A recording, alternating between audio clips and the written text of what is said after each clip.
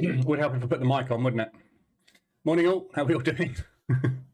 Slight technical hitch this morning. Just checking my sound levels because yesterday I was a little bit loud. So I'm just turning, whoa, that's too high. Just turning the mic down, there we go. That's better. Testing, testing, 1, 2, 3. Hello. So I was just watching the replay yesterday and the mic was a little bit in your face. So I've turned it down. Morning, Diamond. Morning, Stevie, John, Daniel, V. Morning. Morning, the winner's circle. Top of the morning to you. Virginia. Saliso. Morning. Kennelly. Nuno. How's everybody doing? So, big day today. Morning, Anna. It's the CPI figures and the Canadian interest rates today. So, big day today. Going to have lots and lots of movement. We've also got FOMC this evening, so we've got potentially the upset from the Fed. Never know. Morning, Chris. Chris, Deutsche Telekom. I think you should be working, Chris, shouldn't you? Right, news. Let's start with news. So today, obviously, 1:30 is when it all kicks off. So we've got the CPI figures coming out at 1:30 this afternoon. Geez, it's coming down sideways at the moment out there. We've got a storm basically today. They've actually given it a name. I can't remember what name they gave it, but they've given it a name. It's that bad.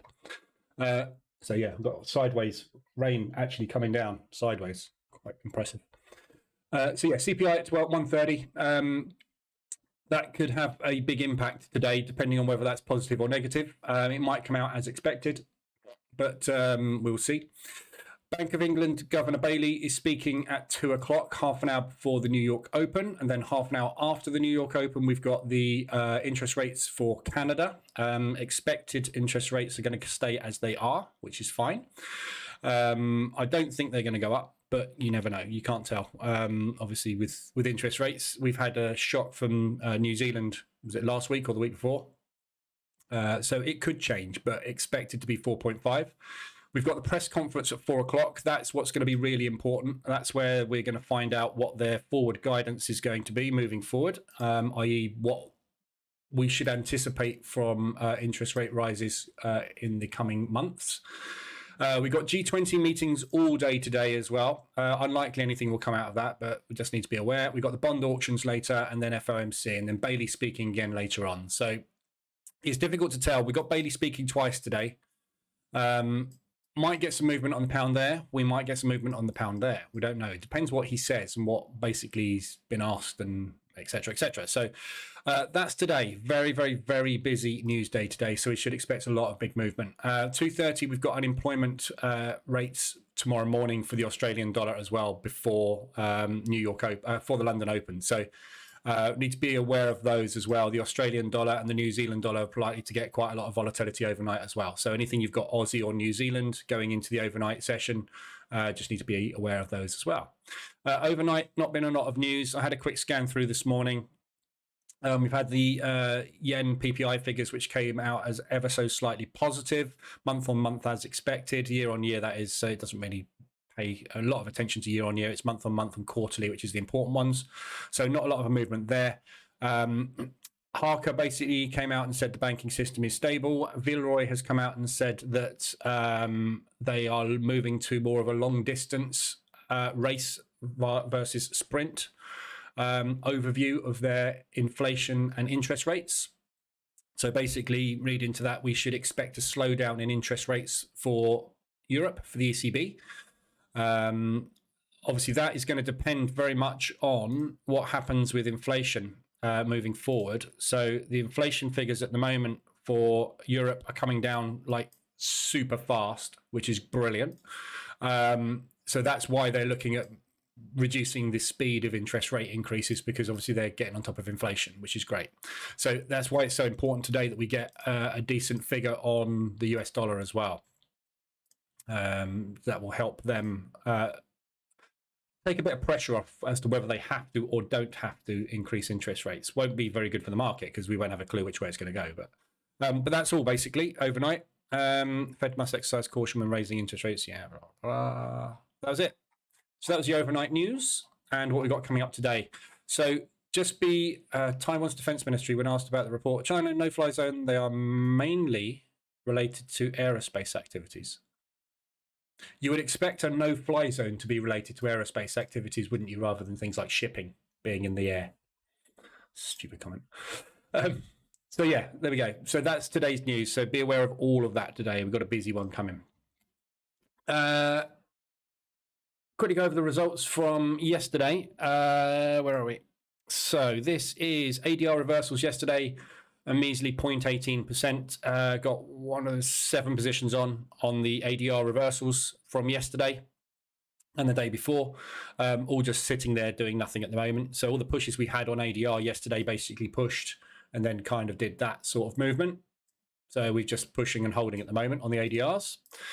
H1 mean reversion banked 1.5% yesterday in the end. Done a little bit of drawdown control today, sitting in 4.76. Nothing is got nothing anywhere near 1% yet. US dollar CAD yen,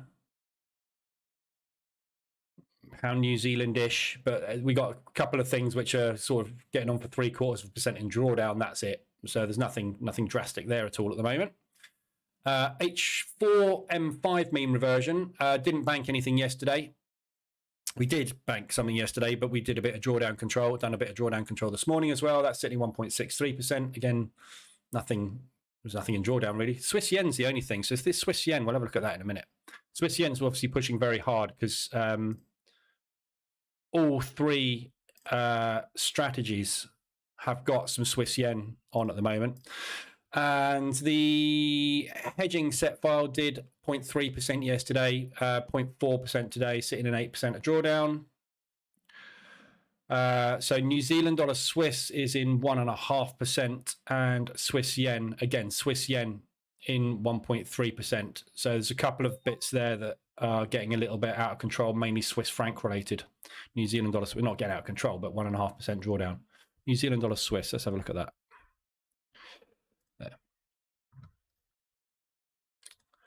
So, I've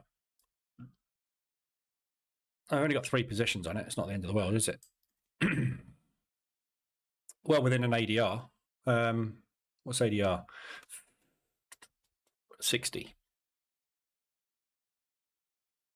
Yes, it's roughly an ADR away from exit. So, again, just waiting for some movement. So, not amazing day yesterday, but not bad. Markets just opened. Let's have a look at the DAX. Oh, blimey. Didn't see that this morning. I haven't had a look at the DAX this morning. That's a gap fill. Look at that. So we gapped up and like literally within 5 minutes did a gap fill. That's a big drop. Very fast pre-market drop there. Not quite sure what that is. Let's have a look at where we are with the DAX. Yeah, so we're still sideways on the DAX at the moment. So we're kind of, after this push up and leaving this gap behind, we are kind of 1, 2, 3, 4, 5, 6, 7 days sideways. So literally not going anywhere, the DAX at the moment. We're up at range high at the minute on the DAX. So, I mean, it's difficult to tell, isn't it? But this gap fill is what I'm looking for still. We got a very small gap here as well. This didn't get filled. It's better to zoom in so we can actually see it.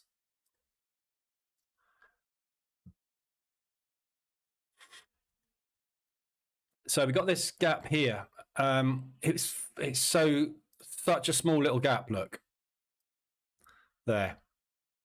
So we've got that tiny little gap there, and then we've got this huge gap here, basically. So those are the areas I'd be looking for, basically, for us to come and retest. Let's just extend those across the chart. Woo. Okay. So there's that one there, and then this one here.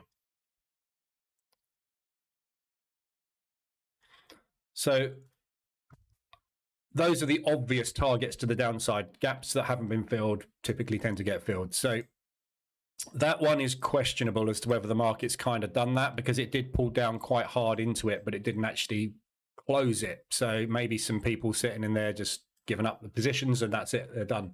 Down here, though, we've got a lot of people caught offside. So I think that's obviously a valid target, which is kind of 300 plus ADR away. So 3 ADR away. So this could easily take 2, 3, 4 days for us to get back down there. So long-term drop.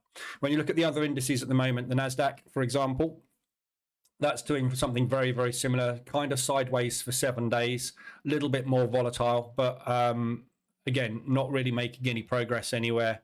The Dow has done a little better, although it is still like 1, 2, 3, 4, 5, 6, 7 days sideways, really. But we've had a little bit more of a upwards slant movement on the Dow, and it has broken out new highs, which the other indices haven't managed to do, and the S&P as well. Very much sideways, pretty much the same as the NASDAQ, as you would expect. So everything has stalled, where we were looking potentially for this bull market to return. Everything seems to have slowed down a little bit over the last week. So not quite sure why we're seeing such a slowdown, but at the end of the day, it doesn't really matter because it'll go where it's going to go. So this morning, we've broken out to the upside on the pre-market range. I would imagine we would pull up into this massive propulsion gap, but that looks like a lovely area to sell from. That's a hell of a sell order this morning that came in, isn't it? So looks pretty bearish at the moment, but we will monitor and see what happens. So targets on this today, obvious targets obviously are down there. We're not going to get down here. If we get a massive CPI shock, obviously, then yeah, it could get down there. But unlikely we're going to get all the way down there today. That's 200 ADR, and that's, as I say, sort of 300 plus ADR. So there's your 5-minute opening range. So yesterday's low and last week's low are the obvious targets. So we're looking, this is kind of, we're in big round number sort of territory, aren't we? We're above it actually, aren't we? Yeah.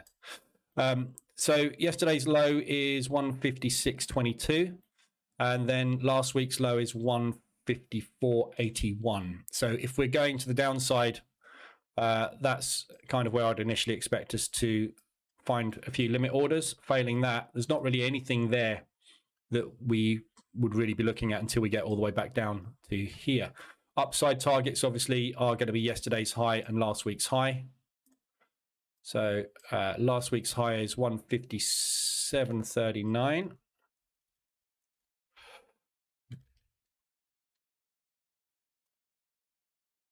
Which is there, and that's yesterday's high there. So that's your resistance area to the upside, and obviously downside. If we break yesterday's low, which is there, we got a nice big drop, basically down pretty much to 150 ADR. There we go. So there's targets on the DAX. So we'll see what happens with that one this morning. Opening range breakout is broken along. We haven't got any news this morning, have we? No. So there's no news at all today to worry about, minor news or anything. So there we go. So there's your DAX. ADRs, nothing today so far on ADR. There's nothing on the weekly ranges, and there's nothing on the monthly ranges. Whoops. So nothing to look at all on ADRs yet. I don't think there's anything that's got anywhere close to ADR at the moment. Nope. All pretty flat. Yeah, all pretty flat. So there's nothing really to look at there.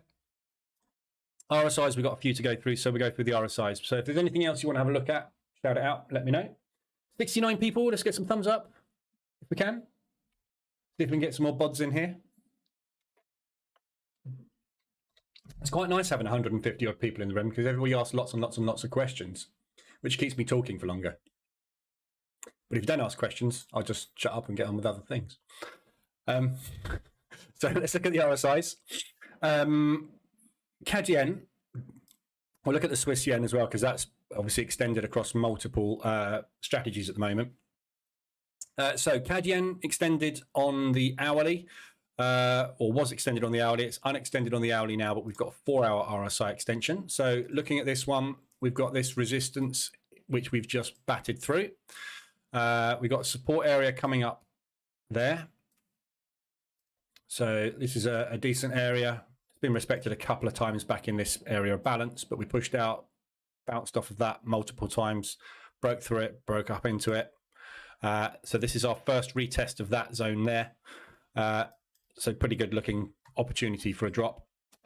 Looking just really for, as I say, half an ADR, something like that off of the back of this. We got a nice target to the downside. Looking at the hourly chart, yeah, got loads of downside targets on this at the moment. So here is your main target, 125 ADR. We got this area here which didn't get completed. We got this old area back here as well which didn't get completed, and see we've got this one here as well. So very nice easy exit there or there. Upside wise, we have also got this bit here, a very tiny gap there, but possibly come up and take out the high of the Asian session today up into this resistance and then come back down to those areas, but it could just drop down to there straight away.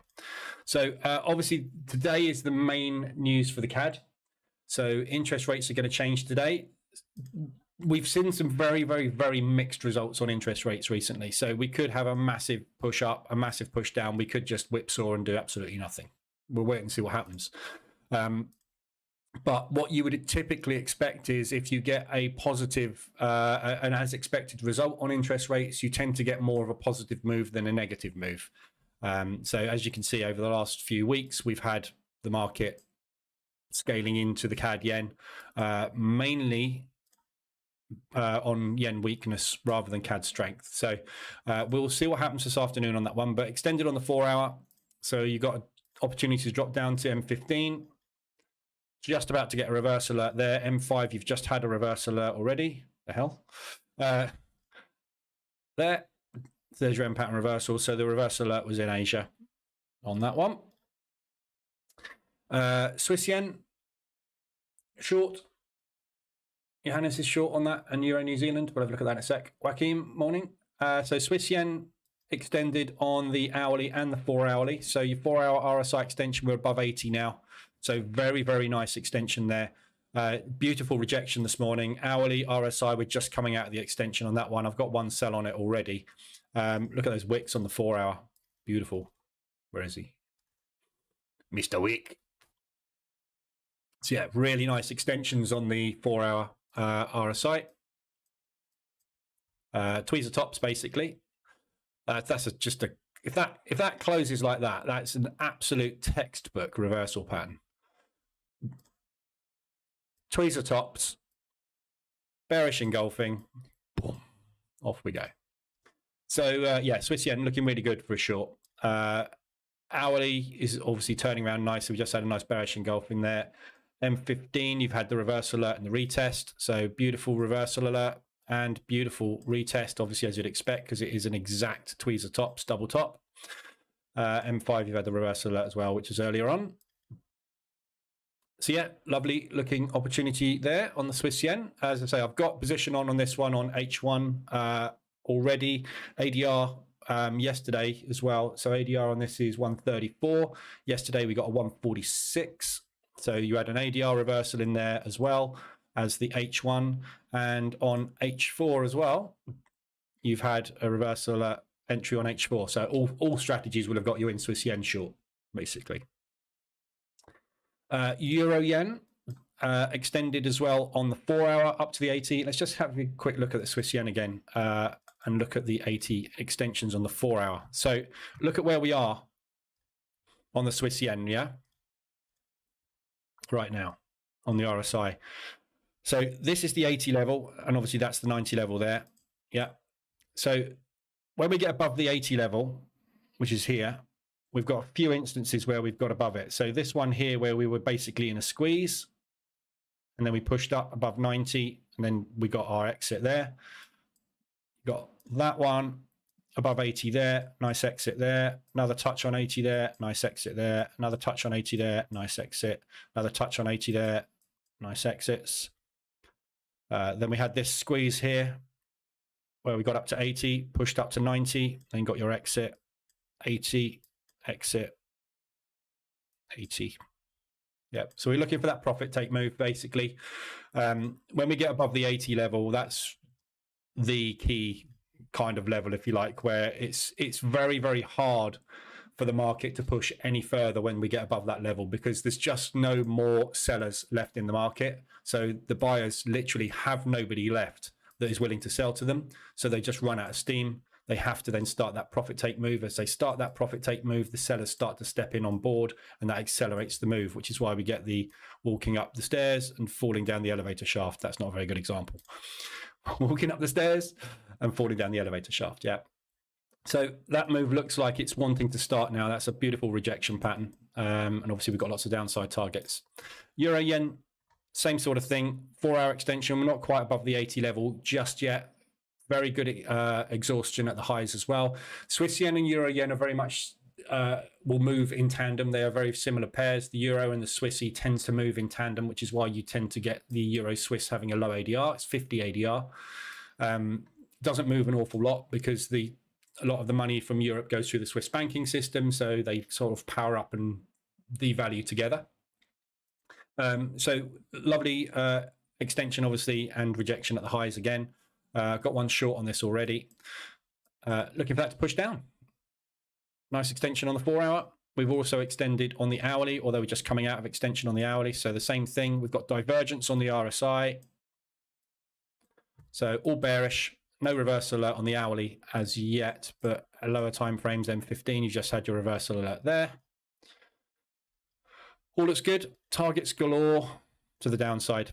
So all looks good for a short on the Euro yen as well. We've got no news on the Euro coming up. So the Euro is very light on news. If you just scan through everything at the moment, the Euro and the Swiss,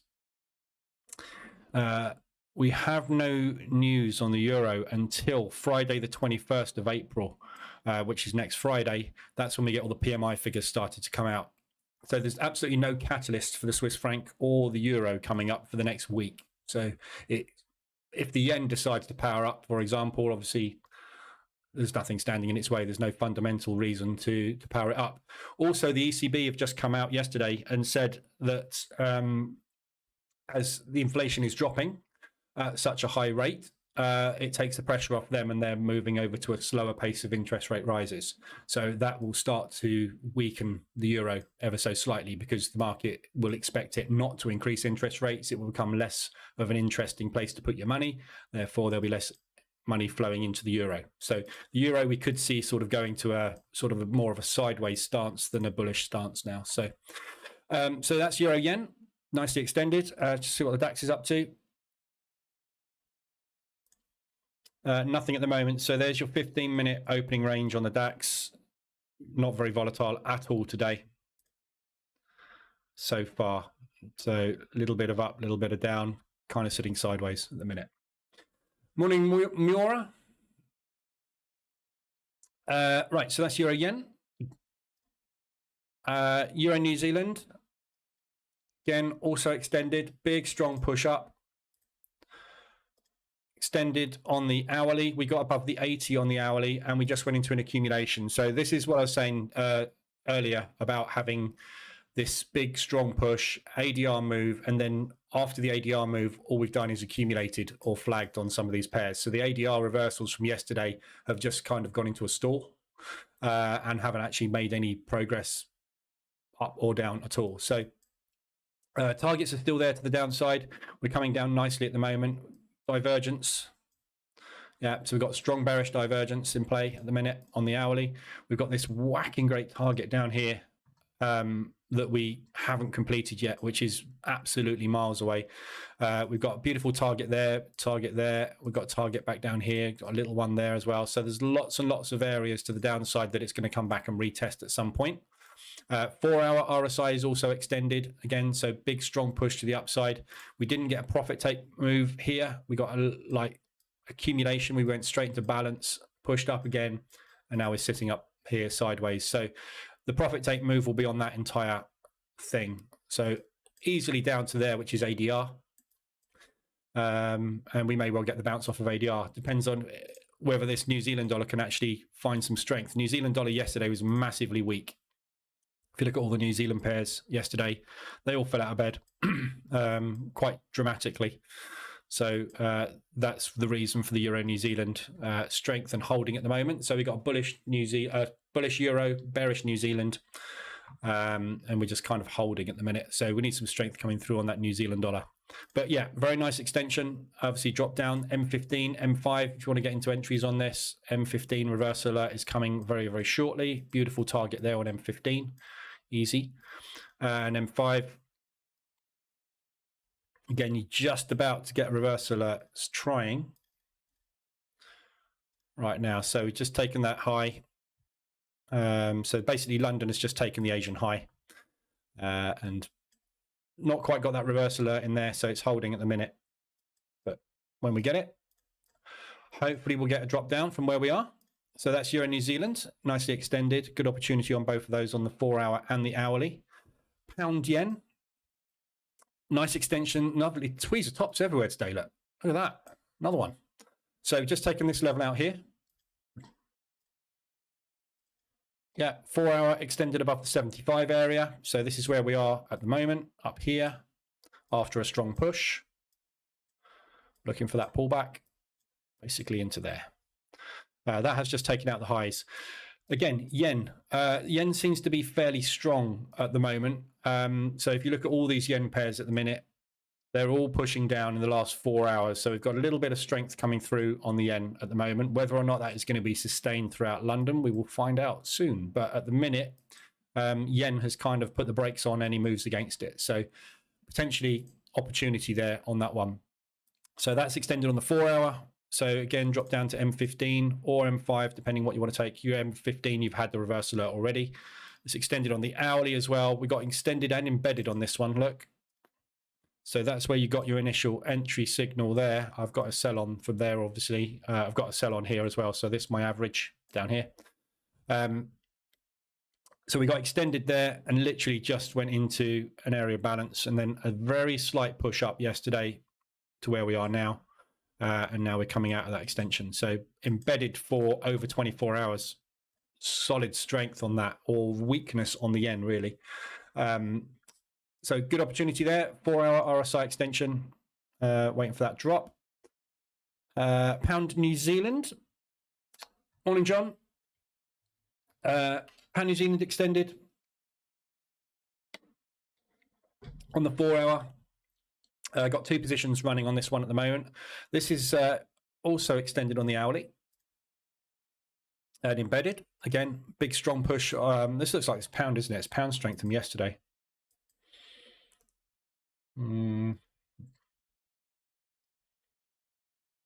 Difficult to tell. There's a lot of movement yesterday on a lot of things, but it was kind of up and then back down again. So it's difficult to tell what actually was in control yesterday. But Pound New Zealand, really nice wicks to the upside.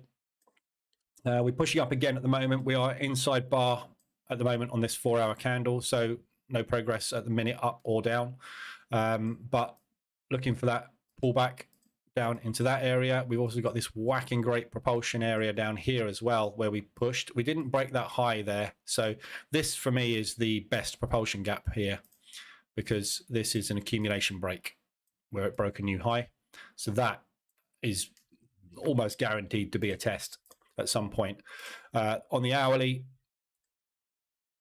so there's that high, and that's the candle that broke. So that's where I'd expect to be tested. There's my average at the moment. So you've got propulsion gap there. Lots of targets to the downside to aim for. That's 150 ADR.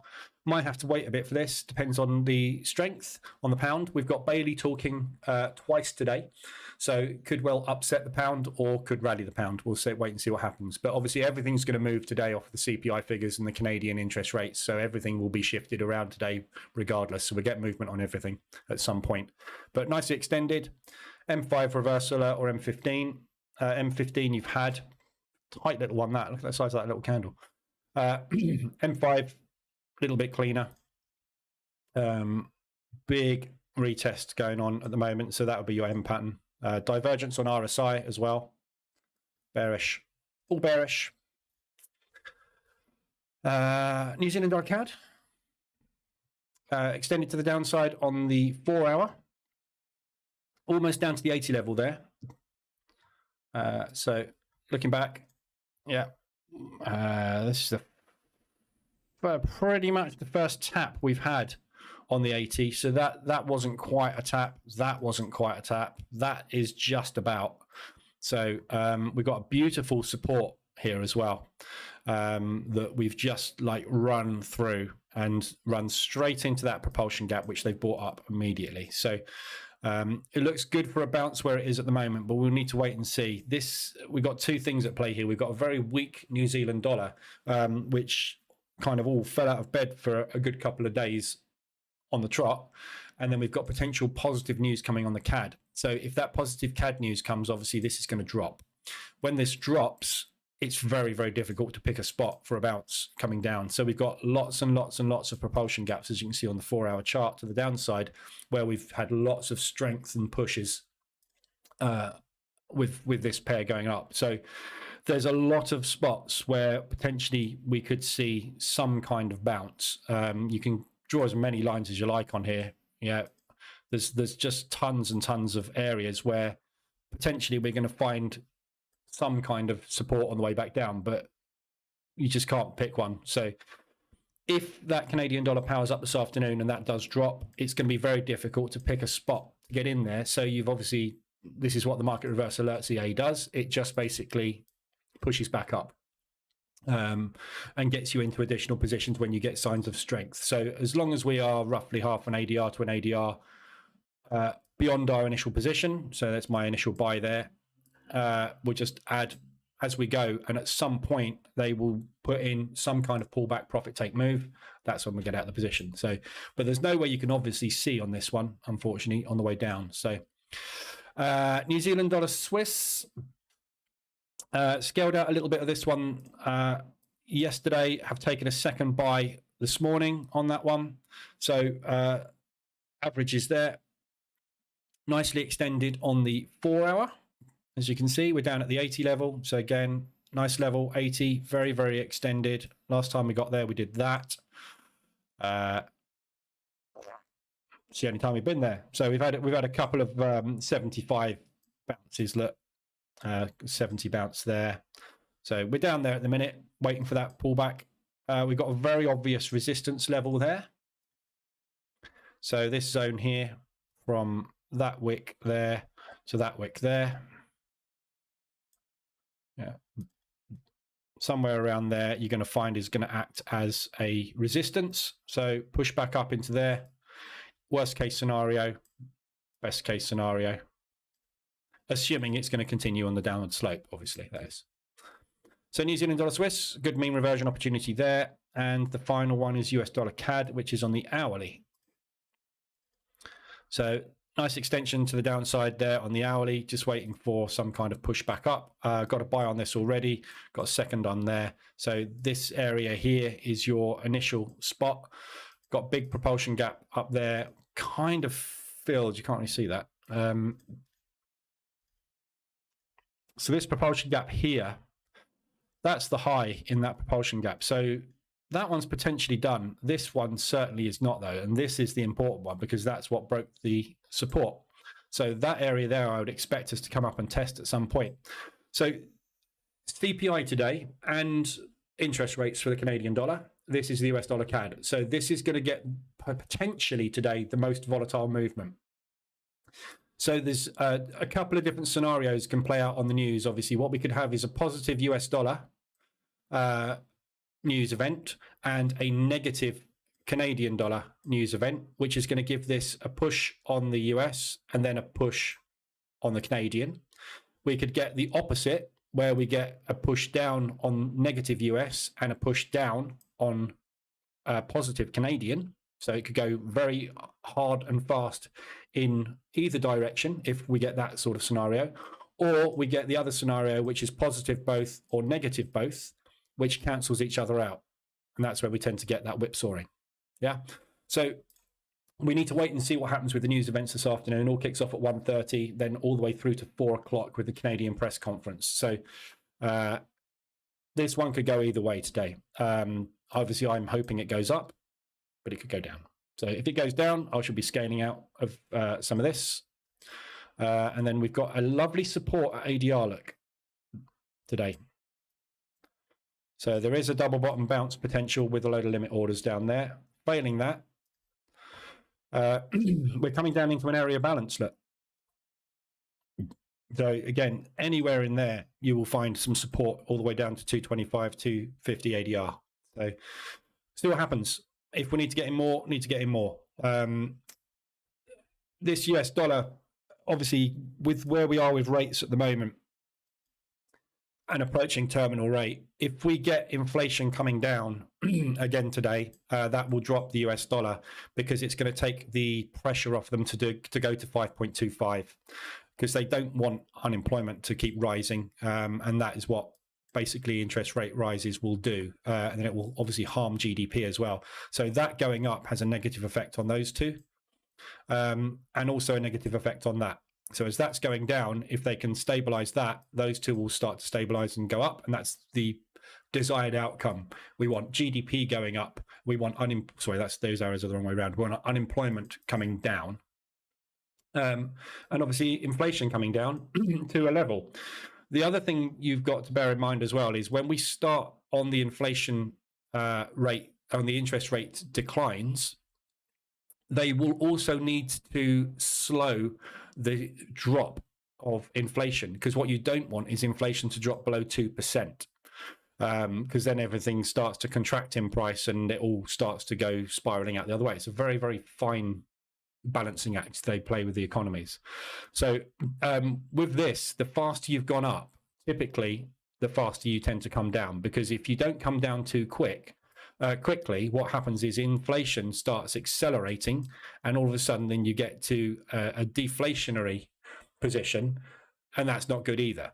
Yeah, so it'd be interesting to see how they handle this, because this is the fastest interest rate rises we've had for a long time, and all the G7 have had to do it at the same time. So be interesting to see what happens with that. But today is quite a key day. So if we get negative inflation figures today for the US, I think they may well put the brakes on. And then all of a sudden, we've had all this news coming out saying there's an 80% chance that the interest rates are going to go up in May. All of a sudden, the banks will come out and go, actually, we see a 50% chance now. And then all of a sudden, they'll go, well, actually, we see a 30% chance. And then the Fed will come out and actually drop it. And then that will cause chaos. So we will see. We will find out today, because today is the first key sort of gauge as to what we could potentially do with those rates. And obviously with the CAD, we'll see what happens with that as well. So big news. Morning, Welcome Top. Morning, Gabor. Johannes, oil. Yep, we'll have a look at oil. DAX at the moment is going absolutely nowhere today. So 5-minute and 15-minute opening range high. We've had a break of the 5-minute, the 15-minute. You haven't even had a signal yet. Just sitting there sideways. Get the feeling the market doesn't want to do anything today, don't you?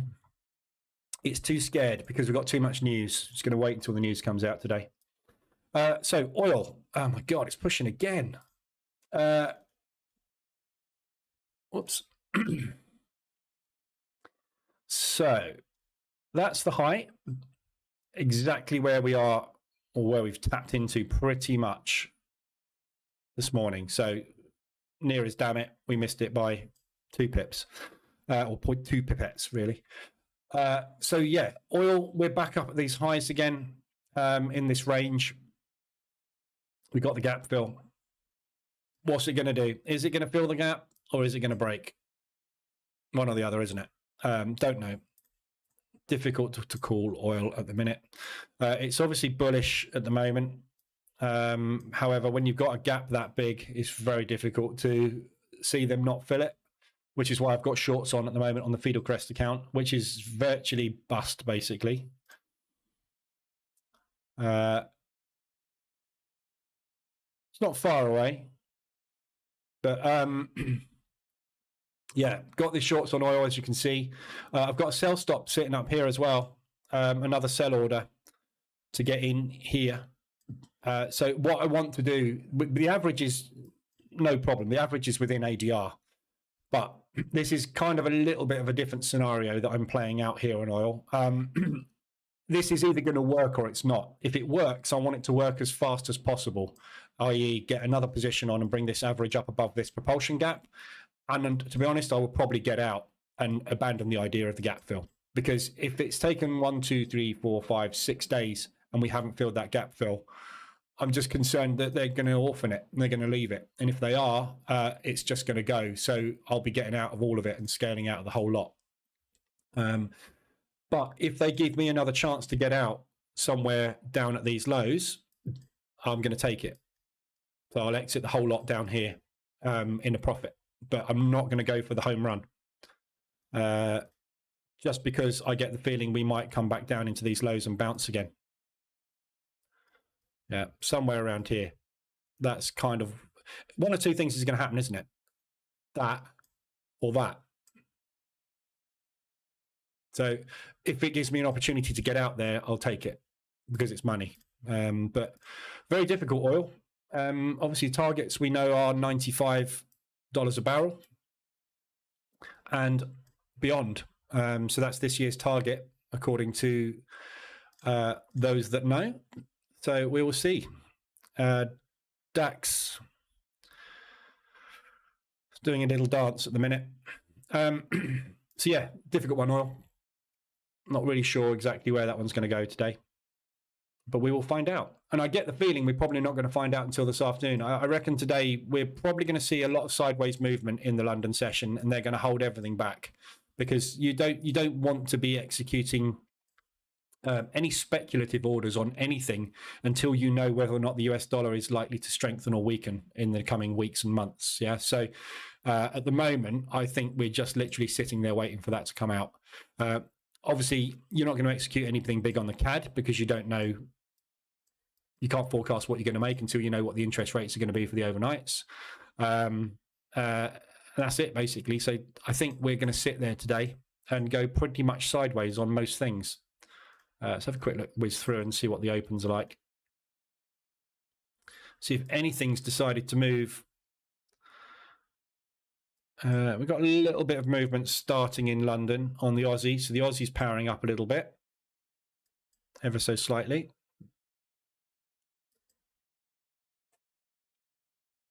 But nothing really seems to be doing an awful lot, does it? So if you look at the Asian range today, which is there, for example,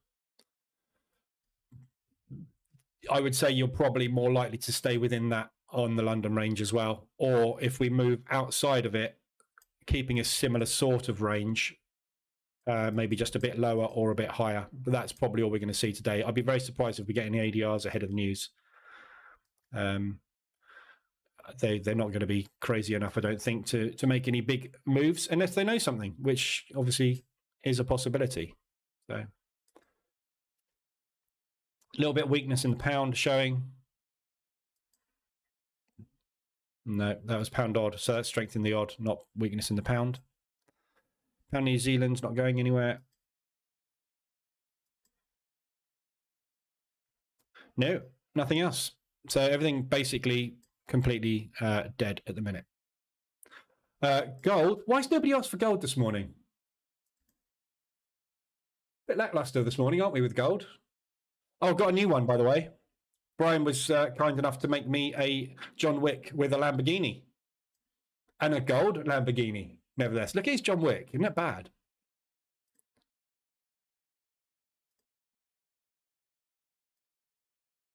John's had a nose job. Yeah, so we got John Wick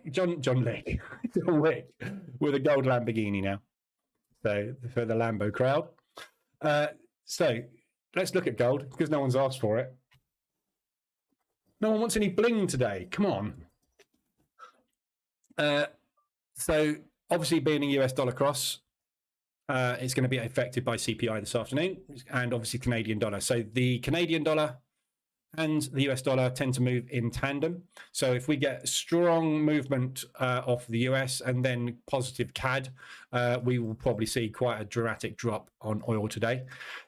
So we've got these big old targets down here at 200 and 225 ADR to aim for. We had this propulsion gap, which we basically went straight up Came down, filled the propulsion gap, left the propulsion gap, came up, filled the propulsion gap. Yeah, gap to gap. That's what we do. That's a good one, isn't it? I'm going to build another EA, call it gap to gap.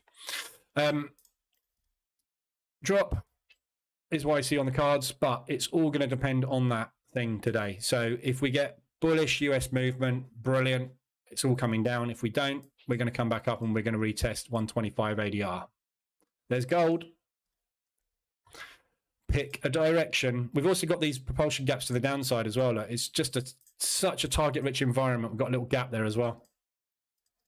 There's just so much more of that than there is of any bullish prospects on gold. But obviously, it is a cross with the US dollar, so it's going to be very dependent on what the US does today. We will see. That's not John Wick. It's Yon Wink. It is a bit Young Wink, whoever Young Wink is, but yeah, it's a bit of a funny one, isn't it?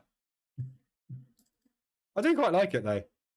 It's just got a very, it's like the centre parting as well. He's got some serious. It looks like he's got gold shoes as well. I didn't see that. Look at that. And then he's got a gold bangle on. What looks like a huge gold. Yeah, some kind of gold bangle as well.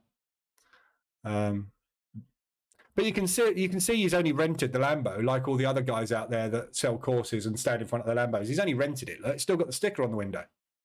He hasn't even taken the rental sticker off. Either that or he's got a parking ticket because he's awful at parking. He's parked across a road.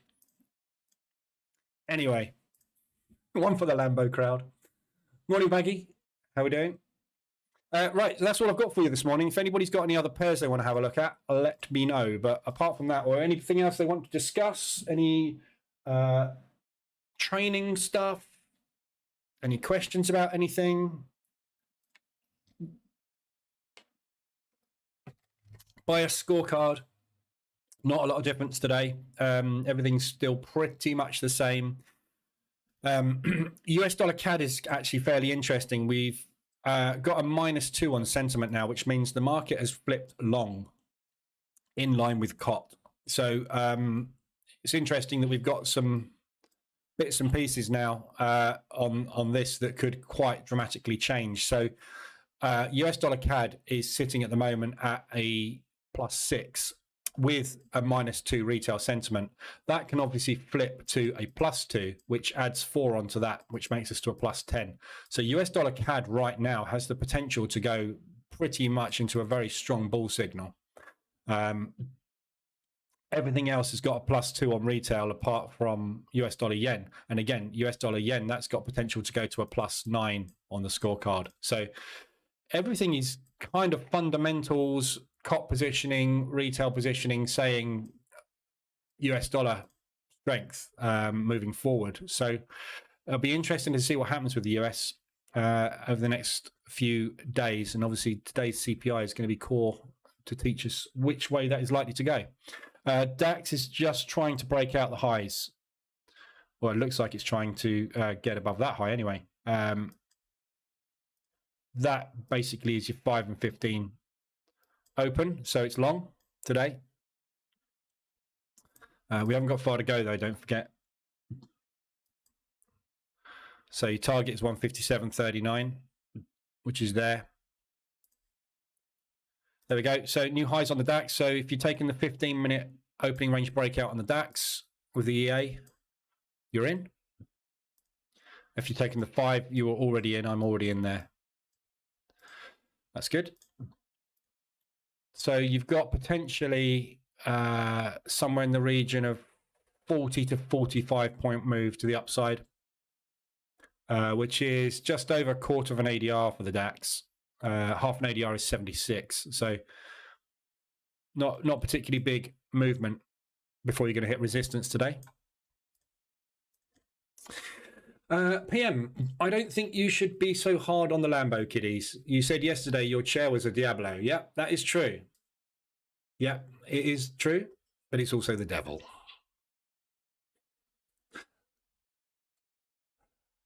Could you give a view for gold? I've just done that. Go back 10 minutes. You just missed it. It's a US dollar cross. So Gold will basically move either up or down this afternoon, depending on whether that comes out with a plus or a minus.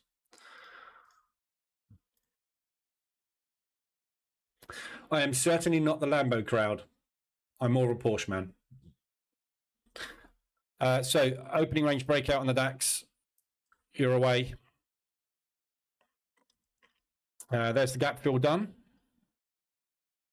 So this is the open. So we'll see. We've got two things that could happen here. We could obviously retest this area and then just drop, or we're going to get that breakout up into the highs up there. We've had the We've had the reversal on the hourly on the DAX in both directions, obviously, because all we're doing is we're range bound at the moment. So this move that we had yesterday, where we gapped up and then immediately pulled away from the gap, didn't take out that high. So there is potential for this to be this week's high yesterday, to be this week's high. And if that's the case, obviously, we're going to come back down and test last week's low. So we'll see what happens here. This is kind of key level for rejection.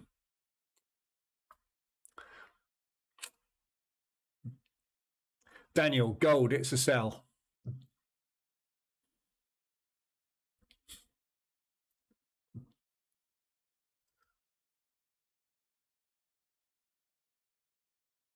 You could be right. There's a 50-50 chance. How come you don't take fewer but larger trades? Wouldn't it make life a little less stressful with less room for potential catastrophe should the crap hit the fan one day? How come you don't take fewer but larger trades? Well, if you take larger trades, you're going to hit the crap very fast, aren't you? Go and watch the Bootcamp whipping post if you haven't already. If you're asking that question and you've watched the Bootcamp, go and watch it again because you completely missed every point in it. If I took larger trades and fewer of them, all I'm going to do is going to draw down way faster, aren't I? And miss all the opportunities. What you're saying is, I think, why don't I just trade one US dollar pair? Well, because I'd miss all the other US dollar trades, wouldn't I? If I traded US dollar yen, for example, because it got a 4-hour RSI extension, and then it did that for 3 months, I'm never going to trade. I'm never going to make any money, am I? Yeah, all the other US dollar pairs were going like this, and everybody was milking 5 or 10% a month out of them. But I was just sitting in this thing for months going, oh, I can't take one. Wouldn't work. You have no control over the market. You have no control over the opportunities the market's going to give you, and you've got no control over the profits the market will give you on the trades that you take. So if you don't take an opportunity or don't take a risk, you're not going to get the profit on that. It's exactly the same as when you look at any strategy that uses a stop loss. And I get this question all the time about the market reverse alerts indicator. What's the strike rate of the indicator? I don't know. Which trade did you take? Well, I don't know. What's the overall strike rate of the indicator? I don't know, because you wouldn't take every trade, would you? Yeah. It's an obvious question to ask, but it's a stupid question to ask, because the strike rate of any indicator or strategy is based on the trades that you take with the indicator or the strategy. Yeah. So if you trade H1 M5 mean reversion strategy on the US dollar yen, the strike rate would be whatever trades you took on the US dollar yen. You just get in and get out, because the market will give you opportunities to enter and opportunities to exit, but you've no idea when they're coming, what instruments they're going to be on, or how long they're going to take to play out. Because if you knew that, you would be in control of the market. And if you're in control of the market, you'd be a multi-billionaire driving one of these things, wouldn't you? But we're not, because we can't forecast the market. So if I was to say I'm going to take a 1% risk and only trade 2 pairs, if I get into those 2 pairs and they both squeeze for 3 months, I've basically blown my account and missed all the opportunities to make profit. It's just not possible. I mean, it is possible, and you can be very lucky with it. If you just traded 3 instruments, the first 3 signals that came along, and you never took any more, and you took them all with 1%, if they all worked out beautifully, fantastic. If they don't all work out beautifully, you're screwed. So you've got to give yourself the opportunity. The reason this is sitting here is because it's taken lots of opportunities. Yeah. It's in lots of opportunities at the moment, which are waiting to play out, and they will either become a negative or a positive result. But if you don't take the opportunities, you can't make the money out of them. And if I took all these opportunities for 1%, I'd be sitting on something like 45%. Or, oh, well, it would be blown, wouldn't it? It'd be blown. It's not even going to be sitting on 1%. The account is blown. Greed is the main killer of most people.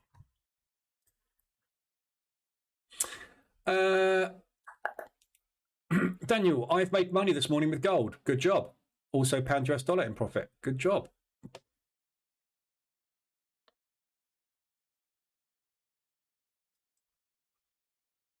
Gold is coming down nicely. Looks like US dollar strength, which it is. That's interesting. We've got US dollar strength, we've got index strength as well.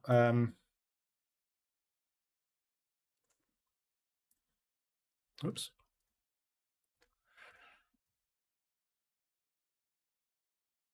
Yeah, so the indices are pushing and the US is pushing at the same time. Interesting. Big propulsion gap target on the S&P as well in both directions. Or that. Okay, so DAX is up at the highs. So we'll see where this goes from here.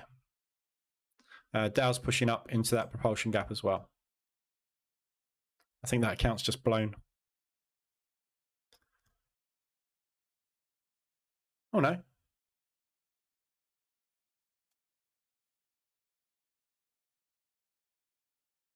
Oh no, I haven't got, that's right, I thought I had put another position on this. I haven't got as much leverage on as I thought I had on this. It's not far away though. It's going to be a testing day today for that account. We can post. I'll re-listen to that, but I think I've not phrased my question right. I guess I see you taking loads of trades, but using different strategies over various VPSs, not VPNs. If the market tanks, you have a large footprint. Yeah, obviously the EA running on all of these is running on these are demo accounts. You know that, yeah? These are 100K demo accounts. This is running to show you all the strategies, all the trades that the strategies take. Yeah, I do not leverage myself like this. Yeah, on my accounts. Look, this is the kind of trading that I do, yeah? Yeah, not going to stick myself into 7 positions long on one currency. That's just going to hurt, isn't it?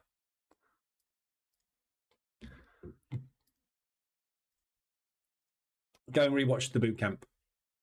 Leverage is, you've got to make sure your exposure is within reason. Yeah. So if you've got, there's no, and again, this is why I'm going to redo the bootcamp. Somehow, I'm not quite sure how I'm going to do it. I might just do it. I'm releasing lots of different videos, but in the bootcamp, I teach to keep your exposure to no more than 2 on an individual currency. Yeah. So I say basically no more trading on that. However, there's nothing wrong really with you going short on the US dollar with 2 as well. So exposing yourself 4 times on the US dollar is okay, as long as it's not all 4 times in one direction. Yeah. If you hedge yourself, you know that you're going to get at least positions playing out in your favor, aren't you? 2 of these are going to work. If the US dollar tanks, 2 of them are going to go into drawdown. So that's not really necessarily a problem. However, if you've got a strong bias, if the bias scorecard is saying you only want to be taking trades in one direction, obviously, then you only want to be taking trades in one direction. But if something is going to be strong in one direction, you're probably not going to get that many opportunities to get the longs on because the pullbacks will be shallow. So it's something I need to kind of readdress, I think, because obviously when I did the position trading bootcamp, it's all about keeping your risk and your exposure small, but you've got to make sure that you've got opportunities as well. And if you get I don't think I've got anything hedged at the moment running on that. Yeah, I mean, there's no individual currencies hedged there. So if we look at the hedging set file, here, for example, we've got on the euro pound, you've got 3 longs on and 1 short. Yeah. So that's fine, because if the euro pound comes down, that one goes into profit. If the euro pound goes up, those 3 go into profit, and you just deal with the one afterwards. But if you've got a bias on the euro pound, like we have on the US dollar CAD at the moment, which is long only, you would set the EA just to go long on it, on euro pound, wherever euro pound is. Well, it doesn't matter, does it? In the settings. So you just basically set this to be long only, just to make sure your exposure is kept under wraps. But if you want to get into all 28 pairs, do it. Up to you. You're in charge of your account. You're managing your exposure, and you will need to deal with the exposure when you get a squeeze on a currency. Or, as I've said before, you can get into 28 pairs, just reduce the risk by 50%. So don't get in with 1/4% over half an ADR or whatever you want to get into as your initial risk. Halve that risk and get into twice as many positions. That's fine. So if you want to get into, 5 longs on the yen, yeah, or 4 longs on the yen, that's fine. Do it. But just make sure you're running 50% of the risk if you're going to have the opportunity to do that. It may never happen. You see Aussie dollar, it's got 3 longs on. You may never get 4 longs on the Aussie dollar, but make sure your risk is adjusted accordingly. All this is done in the back tester. You can test all this in the back tester, yeah.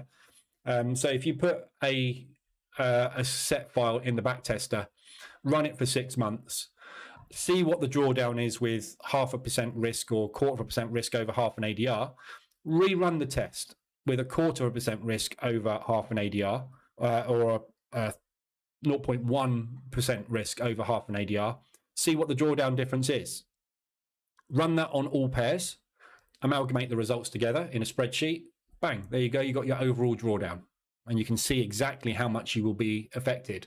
Obviously, what it can't do is show you what aggressive drawdown control you would have done, because you won't know that, because you won't know when you would have needed to do aggressive drawdown control, because you won't know what was squeezing, when it was squeezing, how much money you had in the bank, and all this stuff, which is why you've got to do this yourself. You've got to play it out. It's not something you can backtest. I could build a backtest, an aggressive drawdown control kind of strategy, but into the EA, but all it's going to do is just do it on that one instrument. And you're never going to trade one instrument, are you? You've always got to be in multiple opportunities. I thought you were going to say greed is good. Greed is good. Not so much. It's good to be greedy at certain points. If you've got a trade that is going really, really well, the only way I would ever class greed as being good is when you put a trailing stop on something that's in profit, like Aussie dollar yen. Yeah. So my target is going to be 51 pips on this, which is basically there. So when we get to there, I'll turn off the TP on it, wait for a pullback, wait for it to push up, put a trailing stop on it, and get greedy. That's the only time greed is good. Other than that, greed kills every trader. Every proper valuation that fails, greed. It's always greed. Everyone blames it on the strategy, blames it on the system, blames it on the market. It's greed. It's always greed. It's over leveraging. Look how greedy I'm getting on this, on oil. Look how greedy I am here. I've got multiple positions on. I've got one on there. I've got one on there. I've got one on there. I've just got into another one there. Look how close they are together. Why am I doing that? Because I'm greedy. I want to be out today at ADR. Fast. Actually, it hasn't triggered yet, has it? No, hasn't quite triggered yet. I'm about to trigger on it. As soon as that triggers, my average is going to go and jump up.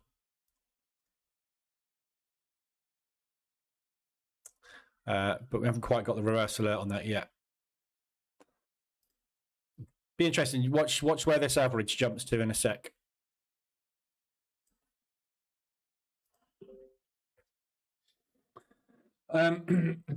So Stevie, so what you said, Lee, somehow do the videos so that they can't watch the next one until they've viewed them in order. Yeah, I can't do that.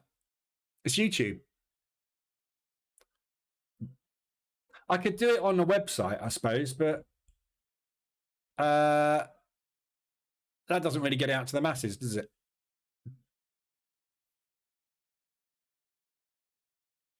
It's down to people.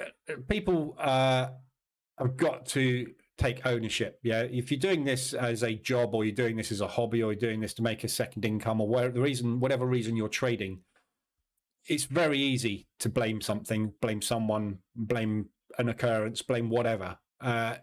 You're at the end of the day the person that presses the button on the account, whether you do that manually or whether you do that by the use of an EA.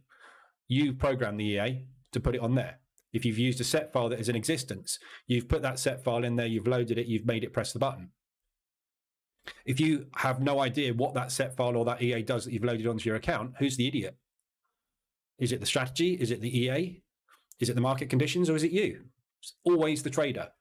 Yeah. If you've got into 7 positions long on something against the yen and the yen absolutely collapses, who's the idiot? Well, the EA got me into all the positions. Did it? No. You didn't read the bit of the bootcamp about exposure, did you? And you've let the EA just trade like a crazy thing for you in the middle of a squeeze on the yen. Yeah, it's your job as a trader. I'm not going to get that on. Didn't get the reverse alert on oil. It's your job as a trader, basically, to be in control and understand what can and what will happen. And the best way to do that is to backtest. You're never going to get the conditions met that you've had in a backtest again in the future, but you will get similar conditions met. And as long as you understand what can happen, yeah. So right now I've got let's just look at this account this is a really good example, actually. You've got 1, 2, 3, 4, 5, 6, 7, 8, 9, 10, 11, 12, 13, 14, 15, 16, 17, 18 positions on, right? What could happen today when the US dollar and the Canadian dollar rates are announced and Bailey comes out and talks about the pound, and we have FOMC later, and everything moves massively? What can happen today? There's 2 outcomes, isn't there? All of these trades can go in my favor, or they can go against me, or a mixture of some of them going my way and some of them going against me. Yeah. So what's the worst case scenario right now for me? 18 trades all going to draw down at the same time. So if by the end of today, that is the scenario that plays out, and all of these positions here get to somewhere between 1 to 2% of drawdown on my account, what am I going to be sitting in? 18 to 36% of drawdown. Am I going to be happy with that? God, no. Do I need to do something about it? If this was a live trading account, yes. Right?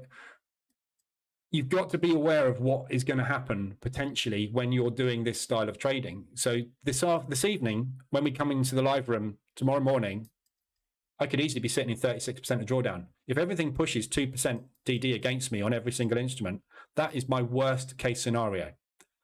If everything does that, there's a very high probability everything's going to pull back, obviously, because if it's pushed that hard and that fast to get me into that much drawdown that quick, something's gone really badly wrong with the US dollar and the Canadian dollar today. Unlikely to happen. But you've got to be aware of the worst case scenario. Nothing here at the moment is sitting anywhere near 1% of drawdown. The worst drawdown we've got is pound yen at 0.59% and US dollar CAD at 0.64% and CAD yen at 0.81. Yeah. So nothing's at 1%. If everything suddenly gets to 1%, I'm in 18% of drawdown. If you're uncomfortable with that, you cannot trade all 28 pairs at once. You cannot get yourself into that much exposure, and you cannot use 0.25% risk per entry over half an ADR. You need to adjust it. but you need to understand what potentially is going to happen. The positive on these 18 trades is everything goes my way today. And that 4.62% becomes somewhere in the region of 5% gain. And my drawdown drops to 1.2% by the end of the day. Will I be happy? Yes. Will I be risking way too much? It would be, yes. The other option is some of them go against, some of them go with. So what we end up is probably either a slightly positive or a slightly negative day, and we end up slightly round about where we are at the moment, because what happened is the market does that. Some of these will play out. That Aussie dollar yen will get banked. However, on the CAD yen, we'll do some drawdown control and use half of that profit. I have no idea what's going to happen in the future, but what I do need to be aware of is what is my potential exposure. So right now, today, with the news, the US dollar is either going to fly up or down based on CPI. I want it to go down because my main exposure is short. Yeah, this is going to go into drawdown. I have nothing I can do about that because I've got a long on it. Yeah, the Canadian dollar is potentially going to go up or down today on the rates. I want it to go down. So I want the US dollar to come down. I want the US dollar to have a negative CPI, and I want the Canadians to drop their interest rate. Not going to happen, is it? But that's what the ideal scenario is, or the Canadian dollar to drop down on an as expected result. That's my ideal scenario. If it goes the other way, I've got 4 Canadian dollars that are going to go into drawdown, and I've got 2 US dollars that are going to go into drawdown at the same time. That drawdown figure is going to go up to somewhere between 8 to 10%. No problem. Yeah. You've got to be aware of it. And this is the whole point of the dashboard, is it shows you your exposure. If you've got news coming up on the Swiss franc this afternoon, you have a choice now before the news comes out to say, pound Swiss, let's get rid of that one. Swiss yen, let's get rid of that one. It's only $123. It's going to 0.1% is. Just take it off, reduce the risk. New Zealand dollar Swiss, what other Swissies we got on? Euro Swiss 263. So let's say we'll take that one off and that one off, which is 0.4%.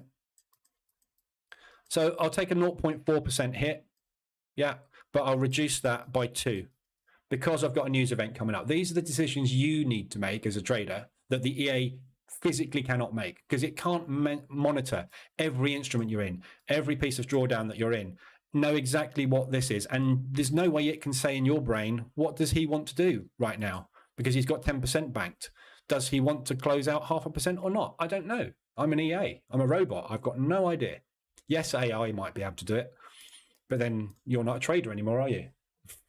So be interesting to see what happens there.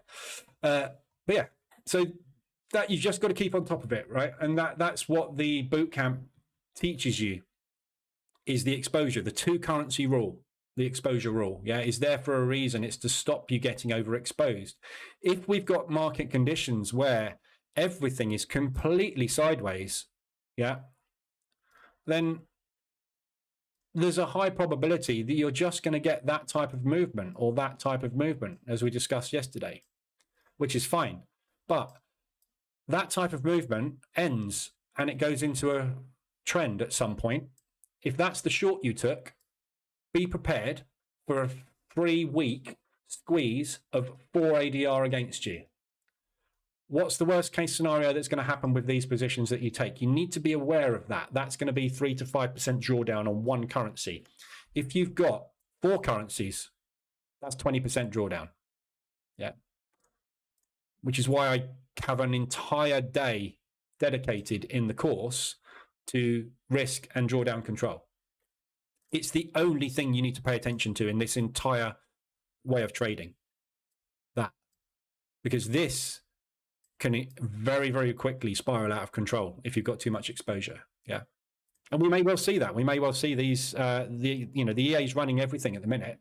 So we may well see that happen, mightn't we? But because we've got exposure in both directions on a lot of things, yeah. So, today we're going to get potentially a strong move. I mean, it may not happen, but we're going to get a potentially strong move in one direction or the other. Guaranteed to make money on the US dollar. Guaranteed today. Guaranteed to make money on the Canadian dollar today. Yeah, because I've got a hedge exposure on at the moment. So it doesn't matter whether it goes up or down. One of the positions I've got is going to hit target and go profitable and be banked on both of those. There's a possibility if we get a massive whipsaw, the whole lot just gets banked. Like I said, we make 5%. But I've got no idea because I can't see what's going to happen in the future, can I? I've no clue whether we're going to go up, we're going to go down, we're going to have a whipsaw, we're going to go sideways, or it's just not going to move because the market's too scared to do anything. But I need to be aware of the worst case scenarios. So that's the key, yeah? So you've got to make sure you're on top of that.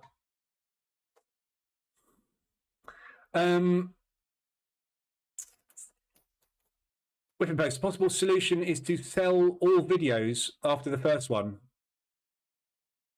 I don't want to sell anything course-wise. I might as well become a Lambo man. There you go. This is my new marketing picture.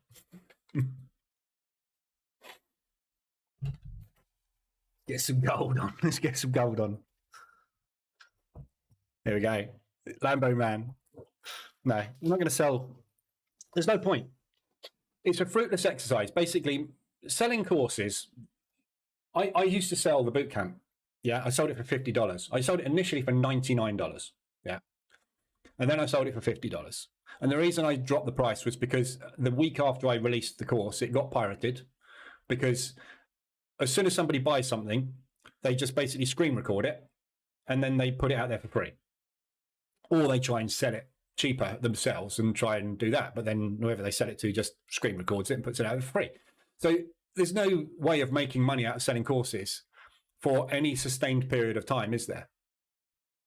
So all it becomes is a massive headache for me, trying to protect something that is unprotectable and build a system to deliver it in a way and do this, that, and the other. Basically, it's just going to take weeks of my time or no reward whatsoever. There's just no benefit for me to do anything like I said, it'd be lovely for people to get drip fed the course, as I said, for people to do it in order.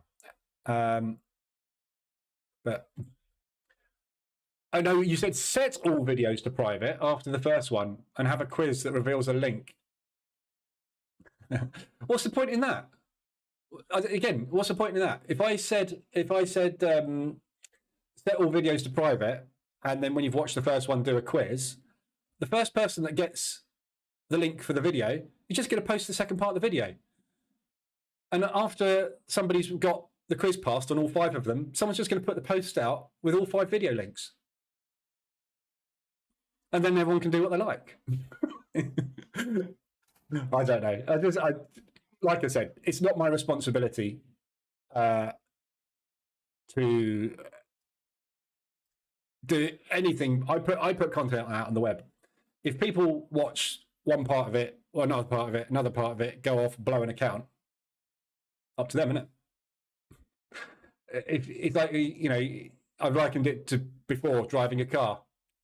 If you watch a video on Damon Hill racing around a track at 300 miles an hour in a Formula One car, and then you go, oh, that's easy, get in a Formula One car, you're going to crash and die. Right? If you read the manual about how the Formula One car works and read up about how you take corners and how you need to decelerate and how you actually need to race a car, you'd probably do all right, wouldn't you? But do we ever read manuals? No. All the questions I get asked in the Telegram group every day and in here are, why is the EA not taking any trades? I don't know. How have you set it up? I'm not sure. Have you read the manual? No. So you've bought probably the most complex EA on the marketplace. You've stuck it on a chart and expected it to make you money without reading a manual and understanding what it does. Not going to work, is it? I can't help that people can't be bothered to read. It's just the way we are these days. If we consume content and it lasts more than 3 minutes, not interested. My kids are the same. Yeah, they can't even watch a TV program, right? A 30-minute episode of something on telly is too long because they're programmed to watch YouTube videos that last 3 to 5 minutes. TikTok, you know, it's like if something's gone on more than a minute or so, they're like, oh, bored. Next. That's the culture that we're moving into, isn't it? And good luck trying to deliver a 12-hour training course on an incredibly complex job to someone that's got an attention span of 1 minute. I don't know how this world's going to go, but I'm pretty sure there's going to be very few traders around in the next 10 years because no one's going to have any patience to learn how to do this thing because the money's not going to be delivered this afternoon. So I ordered from Amazon this morning. It's delivered by 10 p.m. Sorry, I took a trade this morning. Why is it not hit profit yet? That's the mentality, isn't it? It's the way we are now. It's just nuts. Anyway, that's because I'm old. Someone's going to come up with some kind of AI solution for trading, and we're all just going to become multi-billionaires, and we're never going to need to trade again. I hope someone does it very soon, because that'd be lovely. I'd be able to retire and not have to look at the charts all day. But anyway, it would be nice. If you use the hedging set file from Telegram, how did you prevent the hedging EA taking every trade on every pair? I don't use hedging. I don't hedge. I do every now and again with H1M5, but I don't really. I don't use the hedging personally. I don't trade the hedging set file. But if you want it to not take every trade, you would just set the direction you want it to trade in. Yeah, so set it to go long or short, and then it will do just that. So you'd use a directional bias. So you would either use, or you could use, if you wanted to use the moving average filter. So you could say, just go long or short. But that's not the point of the hedging set file. The point of the hedging set file is to take both directions. The whole purpose of it is it gets in, and if the trade works, it banks. If the trade doesn't work, it gets in the other way and banks that way instead, while it's going into drawdown on the first position. That's the whole purpose of hedging. PM, you are the Victor Meldrew of trading. No, I'm not, PM. I'm not the Victor Meldrew of trading. I am a realistic trader, and everybody else out there is a liar. Basically. I'm not a liar. That's a wrong way to put it, isn't it? Everybody else out there is selling you the dream of earning $70,000 in 15 minutes. We saw it on YouTube yesterday, didn't we? We looked at a video yesterday of some guy, Mambo FX, was it? Yeah. Everybody else is selling you this. This bloke with his gold chain sitting in front of his Lambo is selling you, making $70,000 in only 15 minutes on Forex. Yeah. He's selling you a complete fabrication of what this is. This is a job that is done in banks and institutions to make vast amounts of money, not at home on a mobile phone, sitting in front of a blue Lambo that he's rented or been photoshopped in front of. Yeah. If this guy owns this Lambo, well, he doesn't, does he? I don't know what I would do, but he doesn't. I'm just telling you like it is. I'm not interested in this because I've been sold this crap 15 years and it's a load of crap. And anybody that's selling it, I just have no time for, and I don't care. Let's challenge them to a trading competition. Let's get the Lambo crowd in and let's see who can make money consistently over 3 months. Yeah, without gambling. I can guarantee who's going to win that competition, and it ain't going to be them. I'm not going to make anywhere near as much money as them because I'm not lucky for that long. Some of them might be lucky for a 3-month period, which is great, but it's not going to last, is it? I know you're only playing, but it's the truth. I think Elon Musk has already bought out his crypto AI trading platform called Quantum.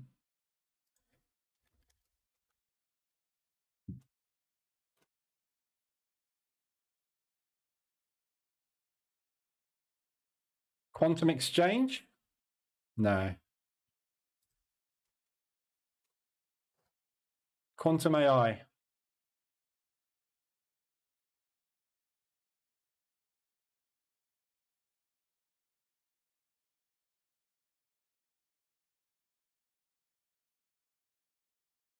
This is like a massive scam to me. Massive scam. What's this got to do with Elon Musk? Have you seen an advert with Elon Musk's face on Facebook advertising this? If so, it's a scam.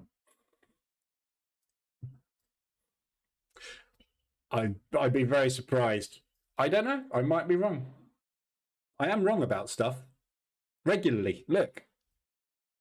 I'm regularly wrong. I know I'm wrong. I accept it, though. That's the problem. DAX hit yesterday's high, is it? Right. Okay, so we're up at the highs on the DAX.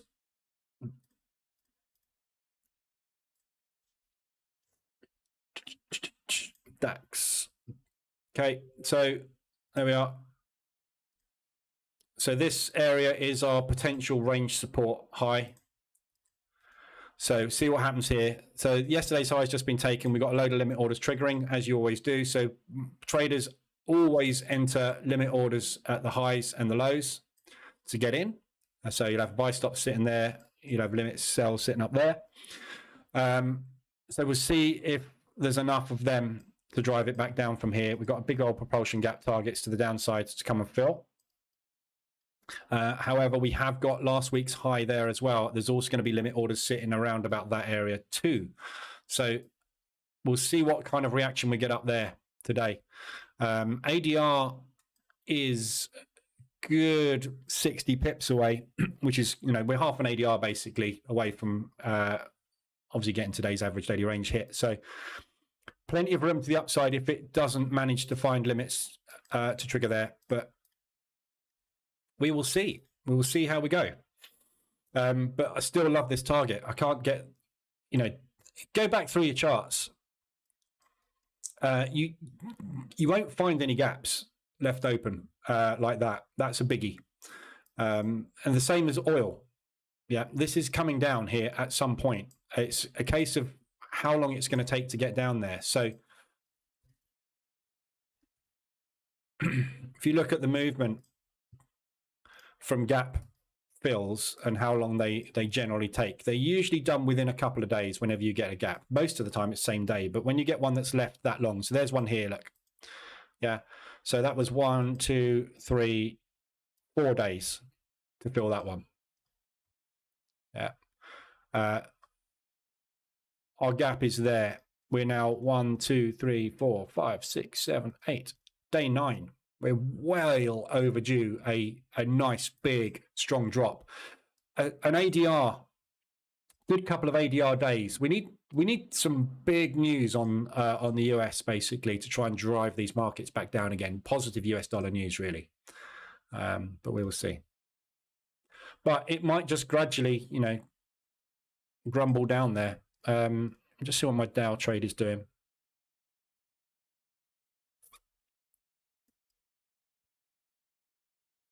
Not a lot. So the Dow's just basically filled the gap.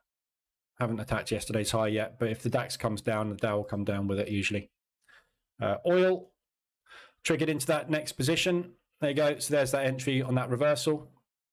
Didn't quite get the reversal alert, but I'm just about to get the reversal alert on this candle here.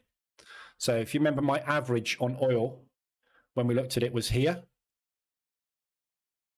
Average has now jumped all the way up above that propulsion gap on the 15-minute chart. So hourly,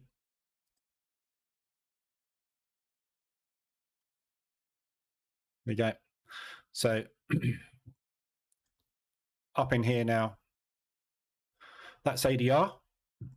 So again, big strong movement on the US dollar will give us good movement on oil as well. So everything this afternoon at 1:30. Omar, am I trading on different accounts? Yes, I have multiple accounts running. Some prop, some my own. Different strategies running on each.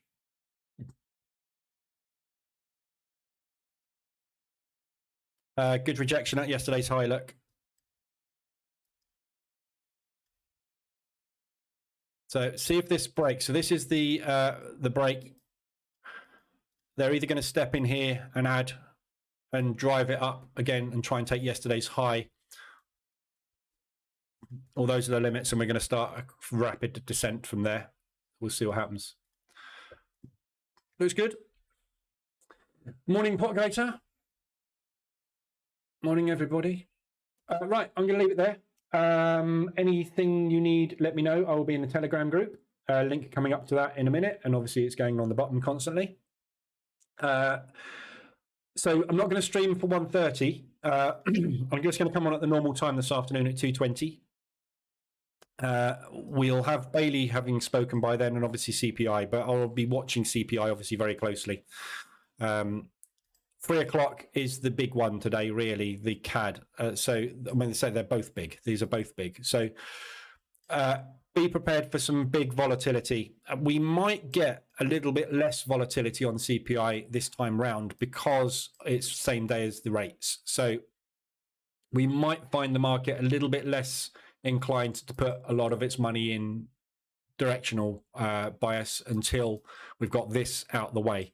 So we'll see what happens. But either way, I'll be on for that this afternoon. We'll have a look at what happens there. Henry, which of the market reversal EA on your accounts nets the most? I would probably say the H1M5. Again, there's no answer to that question, because the one that nets the most is the one that is getting in as the market is moving in its favor the most. That will change. Yeah, you've got to understand this is a completely random thing. Yeah, you have no control over this, right? So if this got in here, for example, as it did, and it sat here for now day 5. Yeah, so we're sitting in drawdown for 5 days on the Euro Swiss, because when this got into the market, it didn't work, right? If the strategy had taken the trade here on that one, instead of taking it on that one, it would have been out in profit by now. Yeah, so the conditions that that trade was taken in and the conditions that that trade were taken in are different. It's the same strategy. It's the H1 M5 mean reversion strategy. However, because the EA took that one, it didn't take this one. When you start the EA, when I start the EA, and the settings that I have in the EA are going to give a completely different result to you, me, and everybody else. Someone said in the Telegram group yesterday that they were trading the hedging set file, I think, or something, and they were in 8. DD on H1 hedge is currently at -7. Anyone else got similar results? Someone then posted 4% so far. Yeah. Mine is 9.16. So what you're going to get as a result is different to me. The broker that you're using is going to determine a different entry to me. Yeah, your broker data is different to mine. So your ADRs are going to be different to mine. Your RSI will be slightly different to mine. The EA takes an exact entry on an exact measurement, which is going to be different for you and me. So I can tell you at the moment, this one's done 7.62%, this one's done 1.4%, this one's done 10%, and this one's done 7.9%. I can't tell you which is the best this month because I don't know what's going to happen this month. What happened last month, there's a video on YouTube about it. There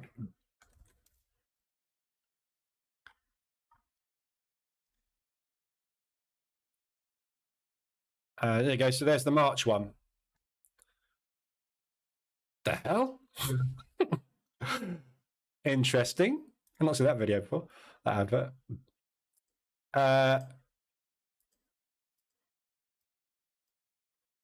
I thought I had a screenshot of them all. There you go. So 67 grand total. Oh, hang on. Stop. So H1. So what performed best last month was ADR. ADR reversals were miles better than H1 hedging, which was 17 grand. H1 M5, followed by H1 hedging, which did 16, and then H4 M5 did 8 grand. That's last month. I don't know what this month's going to be. And what happened last year has got nothing to do with this year. Yeah, because the market's random. So you get in, you get out. You haven't got any control over your results. Your results are determined by market movement and when you enter or exit a position. So ADR, if you want the answer now, ADR reversals are the most profitable. but I don't know what they're going to be by the end of this month. Right now, they're running behind on H1 hedging.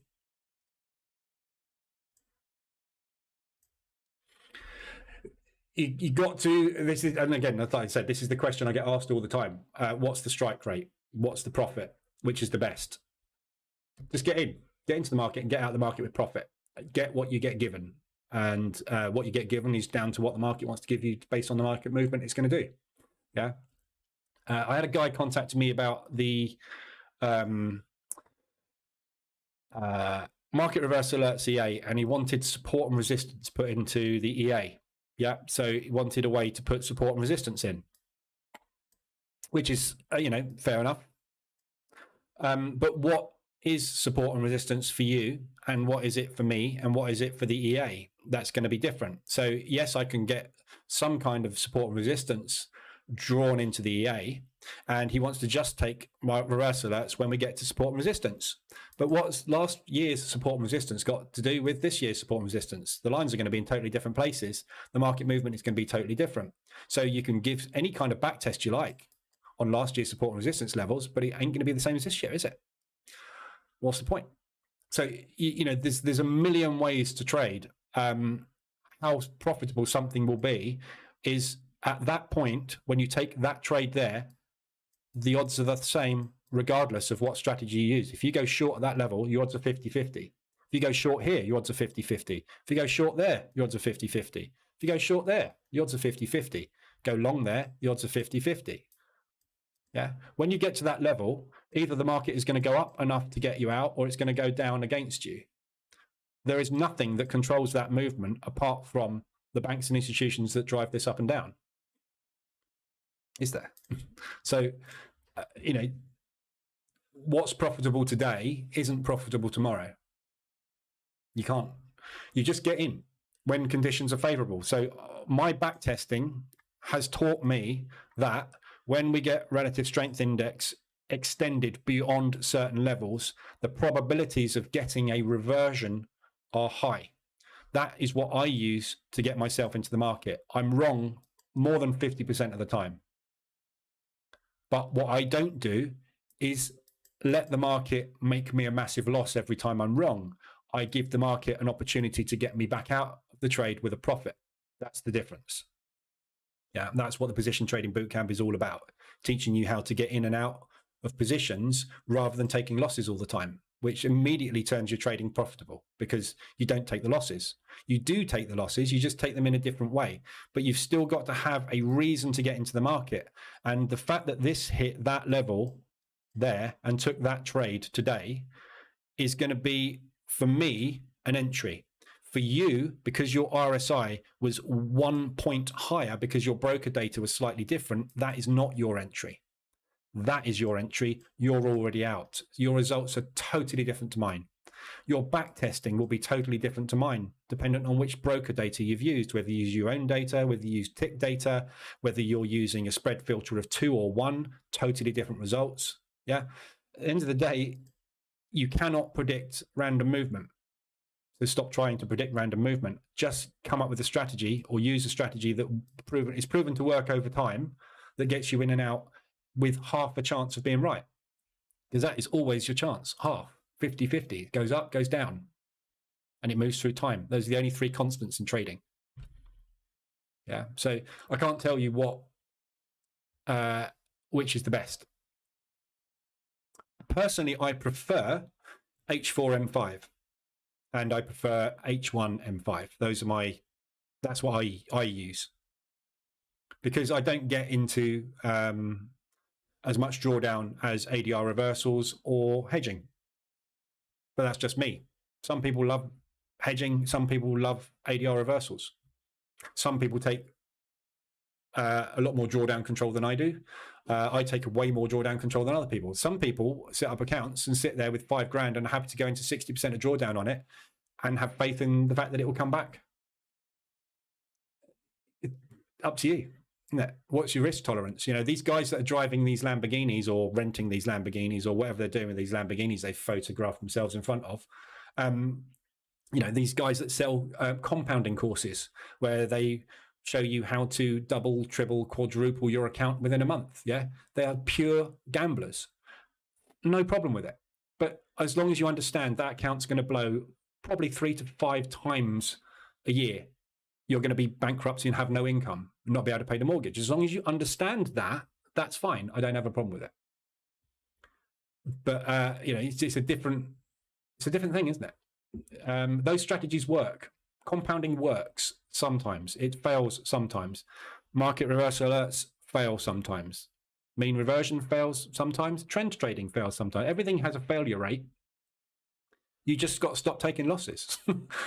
So that's how you turn it around. So yeah, I don't know. If I was you and you said I can only trade one strategy, it would be H1M5. If you were going to shoot me, I'd say H4M5, and I would take a lot less trades. Look at the set file difference. Yeah, this is H1M5, and look at this is 10%. I don't know how many trades it's taken this month. Can't really tell.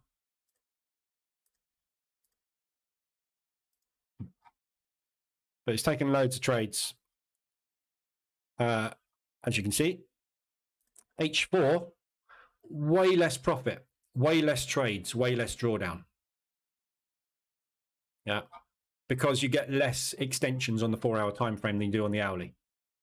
So again, it's all down to personal preference, aggression. How aggressive do you want to be? That yesterday's high bounce has worked. They've just filled the gap.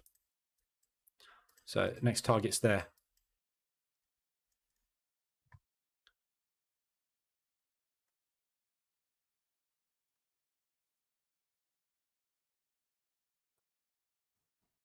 Come on, let's drop. I hope that answers the question. Obviously, it doesn't answer the question because I can't answer the question. But afternoon, Luke. Morning, even. M5 reversal, low lots, ADR reversal, higher lots working well. Yeah, I mean, if you're going to use higher lot sizing, that's fine. But obviously, ADR reversals. If you're going to use higher lots, you need to make sure you scale out quicker. Yeah, look at the ADRs, right? I mean, these are ADR reversal trades. It banks very well most of the time. Yeah. Aussie dollar, New Zealand dollar. So there was your ADR reversal short. Yeah, all it did was accumulate, push, flag, push, flag, push. Second entry, accumulate, push. Yeah, that's not working at all, is it? At the moment, your average is, way within an ADR. But if you use higher lots on this, that's no problem at all. As long as, again, going back to what I was talking about earlier, as long as you understand the risks. I am currently on this account sitting in 0.46% of drawdown because it's risking 0.2% on a half an ADR movement against me. Yeah. If you use 1%, your drawdown is 2.5% at the moment on 2 positions. If this now pushes and means you need to get into 5 positions short because it starts to squeeze, are you okay and comfortable being in 25 to 30% of drawdown on one instrument within 2 to 3 days? If the answer to that question is no, you now understand why we use that type of risk and not 1%. Yeah. Got to understand that these will fail regularly. You've got to make sure you understand that if you use high risk, this is why the EA is set at the risk levels it's set at, and I get asked this a lot as well. This is risking 0.2% of the balance on half an ADRs of movement. So right here, where we are now with this buy there, it's got to move that far. And if it moves that far against me, I am literally in 0.2% of drawdown on my account. It's nothing. The whole purpose of position trading is that when you get in, it's inconsequential. I couldn't care less if this thing does that, whatever. If it moves 2 ADR against me, I don't care. Because the amount of money at risk is so infinitesimally small, it makes no impact on my lifestyle whatsoever. when it does its thing on a regular basis, it builds up a pot of cash over a period of time. So as long as the market is fluctuating, we're going to make money. If we get in with 1% risk here, yeah, and it moves half an ADR against me, I'm instantly crapping myself.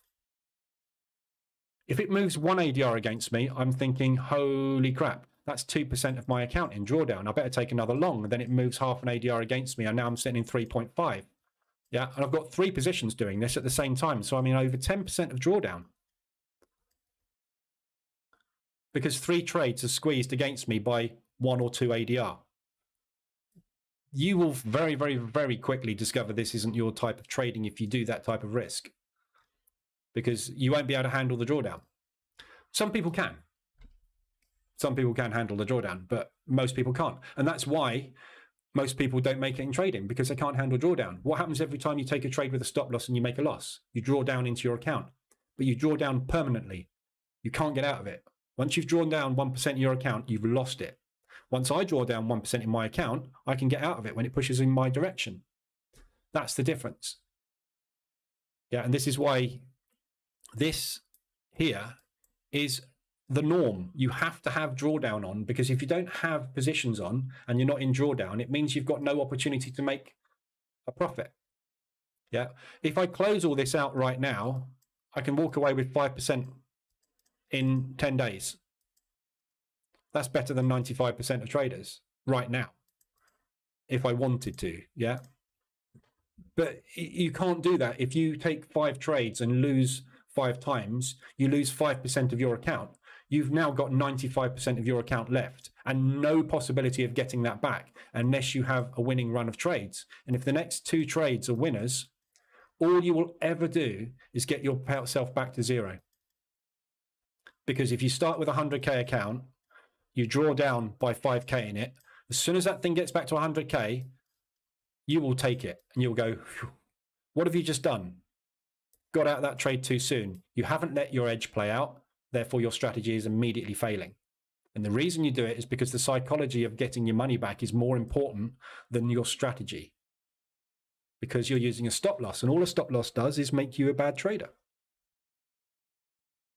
In my opinion. Because we can't control what's going on in the market, can we? Gentlemen, so same question on H1M5. Gun to your head. Would you trade with the buyer scorecard or just against retail?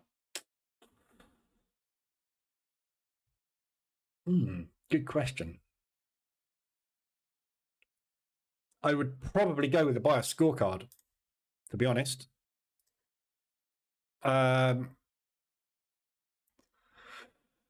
Because this incorporates retail, but also incorporates all the other factors I know that have got more chance of moving the market.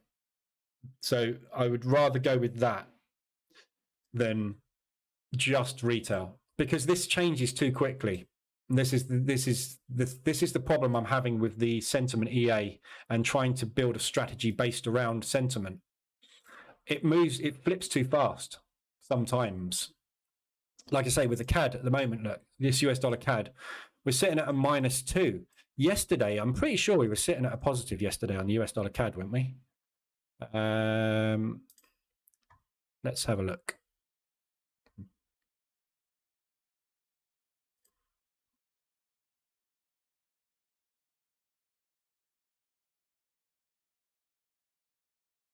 US dollar CAD is that one.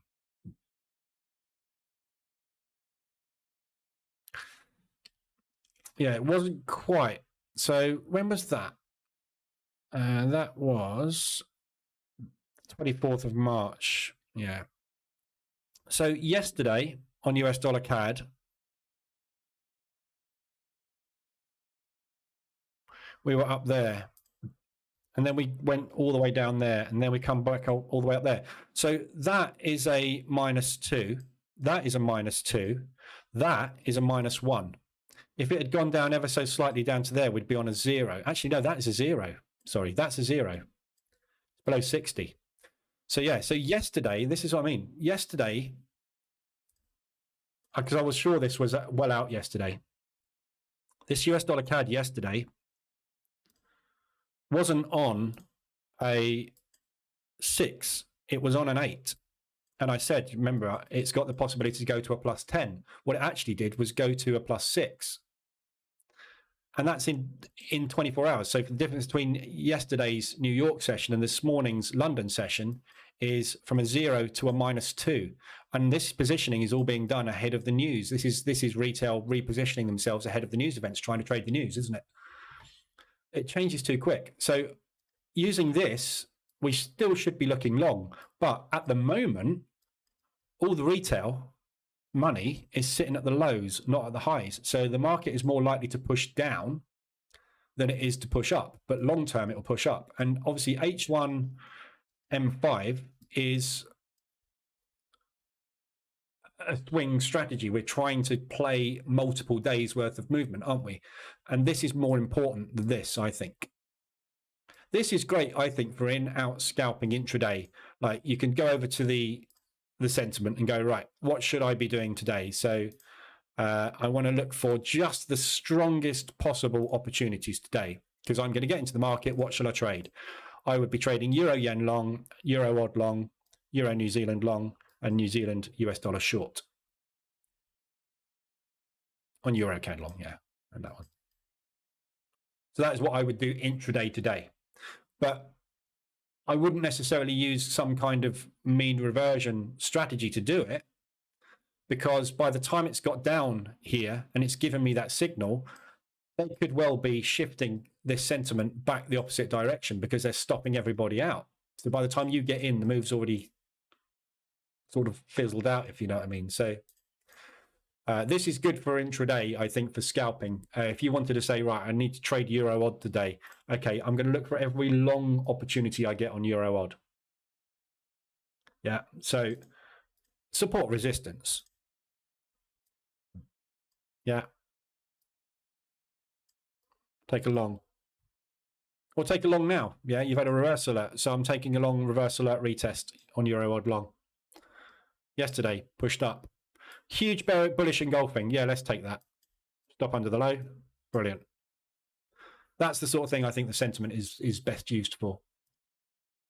But it's very hard to formulate a strategy around it. I think you've just got to trade price action and kind of scalp. So I think the best use for this is, what shall I trade today?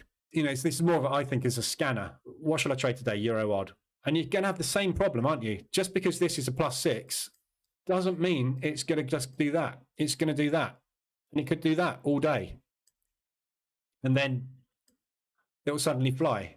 But you will get stopped out multiple times. Even if this says go long, doesn't mean it's just going to go long, does it? Nothing means anything. Everything you see on the buyer scorecard is right now. This afternoon, all going to change. The positioning on the Canadian dollar and the positioning on the US dollar will change this afternoon. We've got brand new fundamentals coming out. They're all going to change. So right now, we're saying, let's do that. This afternoon, it could be a -2 for all we know. We've got a clue, have we? So if you've been saying for the last 2 weeks, I'm only doing longs on US dollar CAD, and unfortunately it's done that, and you're sitting like that, and now the fundamentals shift to go, actually, instead of a plus, we are now a -2, you're already in drawdown by the time it flips. Doesn't help you, does it? Nothing helps you. Nothing helps you see the future, does it? It's a random thing. I noticed the H1 M5 portfolio trading with buyer scorecard. Every trade that's in drawdown is with retail.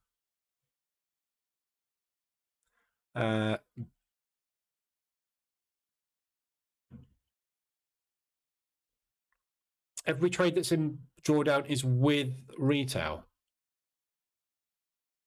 So it's trading in the direction that retail's trading in. Right, okay, yeah. So what are you saying? It's better to stay in line with retail. Is that what you're seeing? So if retail says to go long, only set you're going to have to, the trouble is you're going to have to shift this very often on a daily basis, aren't you? You're going to have to be in the EA every morning, just flicking the switch long and short.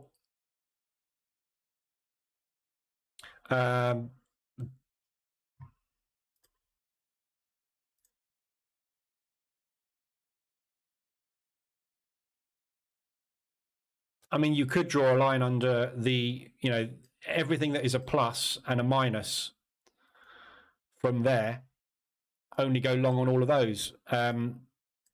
If it's a +2, you see, this is the thing. If you look at something like the pound odd, right, which at the moment is a +2 on retail, this is a +1 overall on all fundamentals and COT. When retail flips neutral and we go to 0, this becomes a -1 and it drops down there. So what do you do then? Do you flip the EA to go short only? This is why I've got this sort of +3 -3 mentality on this, because this number changes often on retail.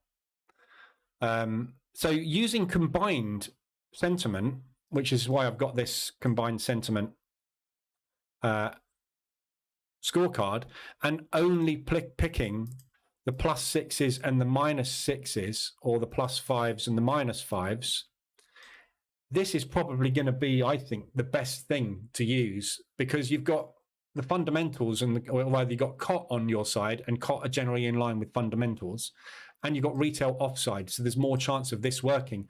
But this is how I had the sentiment EA set up originally to trade, and it was trying to enter on pullbacks. The problem is, a lot of the time it just didn't get a pullback because there's such a strong signal. You don't get that H1 RSI signal. It doesn't get below RSI because they're trying to drive the opposite direction all the time. Maybe what the strategy should be is, in line with these, is to take RSI extensions on the hourly, on the M5 reversal alerts, but don't use a half ADR target. Maybe these should be ones that we're looking to get bigger rewards out of. Don't know. This is kind of why I'm gathering all of this data together. It's a long-term project for me, really, is just to get this together and have the data available so we can see what moves, how it moves together, and try and formulate a way of using it better. At the moment, this is the best way, I think, to use it, is literally to pay attention to what drives the market, which is those 4 things there, and then make sure that you've got these guys on board and those guys offside. And this is why we have a +4 and -4 are the only ones that give you the buys and the sell signals. Because to get these, you've got to have at least some of this on your side and some of this on your side, and then these guys kind of just tip it over the edge. That's reason I've not gone everything that's a +1 is a buy and everything that's a -1 is a sell. I've picked a level where we've got COT being the driving force, because these guys will typically be doing what the fundamentals are doing, and these guys will tip it up and down on a regular basis, kind of timing your entries, if you like. As I say, there's no way of predicting anything. It's all, you can use everything in some way or shape or form, use it how you want to use it. But I would probably go more with bias scorecard than retail, but I don't know. If you notice something different, I'm no expert in this. I only set this up in January, yeah? So this is all at the moment out there, and all it's doing is giving you data. I've not formulated a way to use all of this data in any shape or form, apart from the fact that we know that will tend to fall in line with higher time frame. Yeah, so Euro odd is green on the moving averages because price is moving up. The reason it's moving up is because most of the time you will find that the COT positioning will fall in line with those moving averages. And that is why, I teach in the bootcamp, the 2472 moving averages are used, because they will give you the institutional direction. This is institutional direction. It's just that this moves before the moving average. Moving averages lag. This lags by 2 weeks. Moving averages lag by 2 weeks. So it's 2 weeks plus for a moving average. This gives us the fastest indication of institutional positioning we can get. So the reason that's a long is because it's a +3 on there. The reason it's a +3 on there is because you've got COT on the side. Fundamentals are flat. Retail tips it over the edge. But this is never going to get to a +4. because that's the maximum you can have from a sentiment perspective, and the fundamentals are actually amazing. Again, it's very difficult, isn't it? There is no right or wrong. That's why I stopped using stops, because if I could use stops and I had something like this that gave me an entry every time and the stops were right, then I wouldn't need to position trade. Evan, newbie here again. You can't be a newbie again. You can only be a newbie once. Gone through the 5-day bootcamp, priceless. I'm ready on 2 trades. I'm already on 2 trades with tiny drawdown, loving it. Small question, can we use ATR 10 as ADR on daily? Yeah, so if you look at the daily chart and use ATR, so if you use the ATR indicator, which is there. Yeah, so if I set that to ATR 10, you'll get given a reading of 143. Yeah. So ADR on Euro odd at the moment is 149. You can't see it, can you? Euro odd. There you go. 149 is ADR according to the ADR dashboard. Yeah. ATR 10 on the daily is 143. Yeah. So the only reason you'll get a different reading with ATR as with ADR, ADR uses last close candle, ATR uses current candle. So the ATR calculation is calculating the movement today, right, which I exclude, because what my ADR indicator is doing is plotting the previous day's average daily range. Yeah. So we can't use today in the calculation, because as the today skews the calculation, it will skew these lines further away. What we're looking for is, and that's not what all the statistical data is for the last 20 years or whatever has been calculated on. It's been calculated on the previous 10 days. But yeah, in effect, it's the same thing. Yeah, all ADR is the average true range of the daily chart. So this gives you pretty much the same thing. So obviously you just got to be on the daily chart. So if you look at odd CAD, it's 71. My reading is 74. So, you know, if it's a 5 pip variance or something, it just doesn't make any difference, does it? Again, ADR is not an exact. It doesn't move up to ADR and go, oh, that's ADR 100. I better move away. Yeah, it doesn't do that. Every now and again, it reacts to the pip. It's just pure fluke. It's not reacting to the pip because it's hit its ADR, because it's gone, hang on, that Lee bloke's got an ADR indicator. Whoa, banks, we need to slow down. We've hit it. Let's move away the other way, guys. The banks can give them monkeys. They don't know who I am. They don't even know what ADR is. They move markets, but they move markets a set distance a day because they run out of cash. That's literally it. There is only a certain amount of movement you can do within a day on average. It's an average measurement. That's literally all it is. But it tells us, and it helps us with our trading intraday, to know that that is an easily achievable target. Anywhere from where we are now up to there is easily achievable 60% of the time. If you want to target up here, you're going to find it hard. The chances of it getting up there are only 23%. The chances of it getting here are 58%. So where do you want to set your target? That's what it's used for. Yeah, and for position trading, when we're in multiple positions like the CAD yen, our goal is to keep this average line within the ADR, which is at the moment is not doing a very good job of on this one, because it's had big, strong multi-hour, multi-session squeezes, basically. But, you know, and again, this is what aggressive drawdown control positioning is for. So at the moment on CAD yen, I'll put a trade in. I won't actually leave it there, but CAD yen, we're running on 84. So I've got 84 lots on it. Yeah, so if I take an aggressive drawdown control position now, that's where the average is. Yeah, there. So if I go short now with aggressive drawdown control, when you're ready, there you go. Now look at my average. That's ADR. So aggressive drawdown control brings your average price within reach. So we can hit ADR. We can hit that today. It's within ADR. There's a 58% chance of hitting that, especially on news.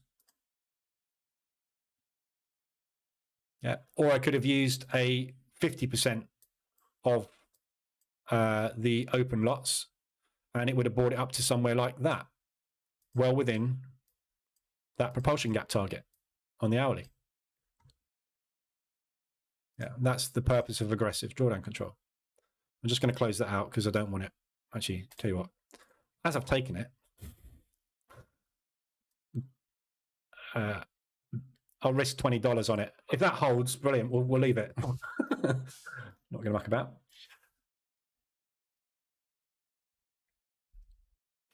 Shows the retail sentiment chart is right. Don't follow retail. Yeah, exactly. Yeah.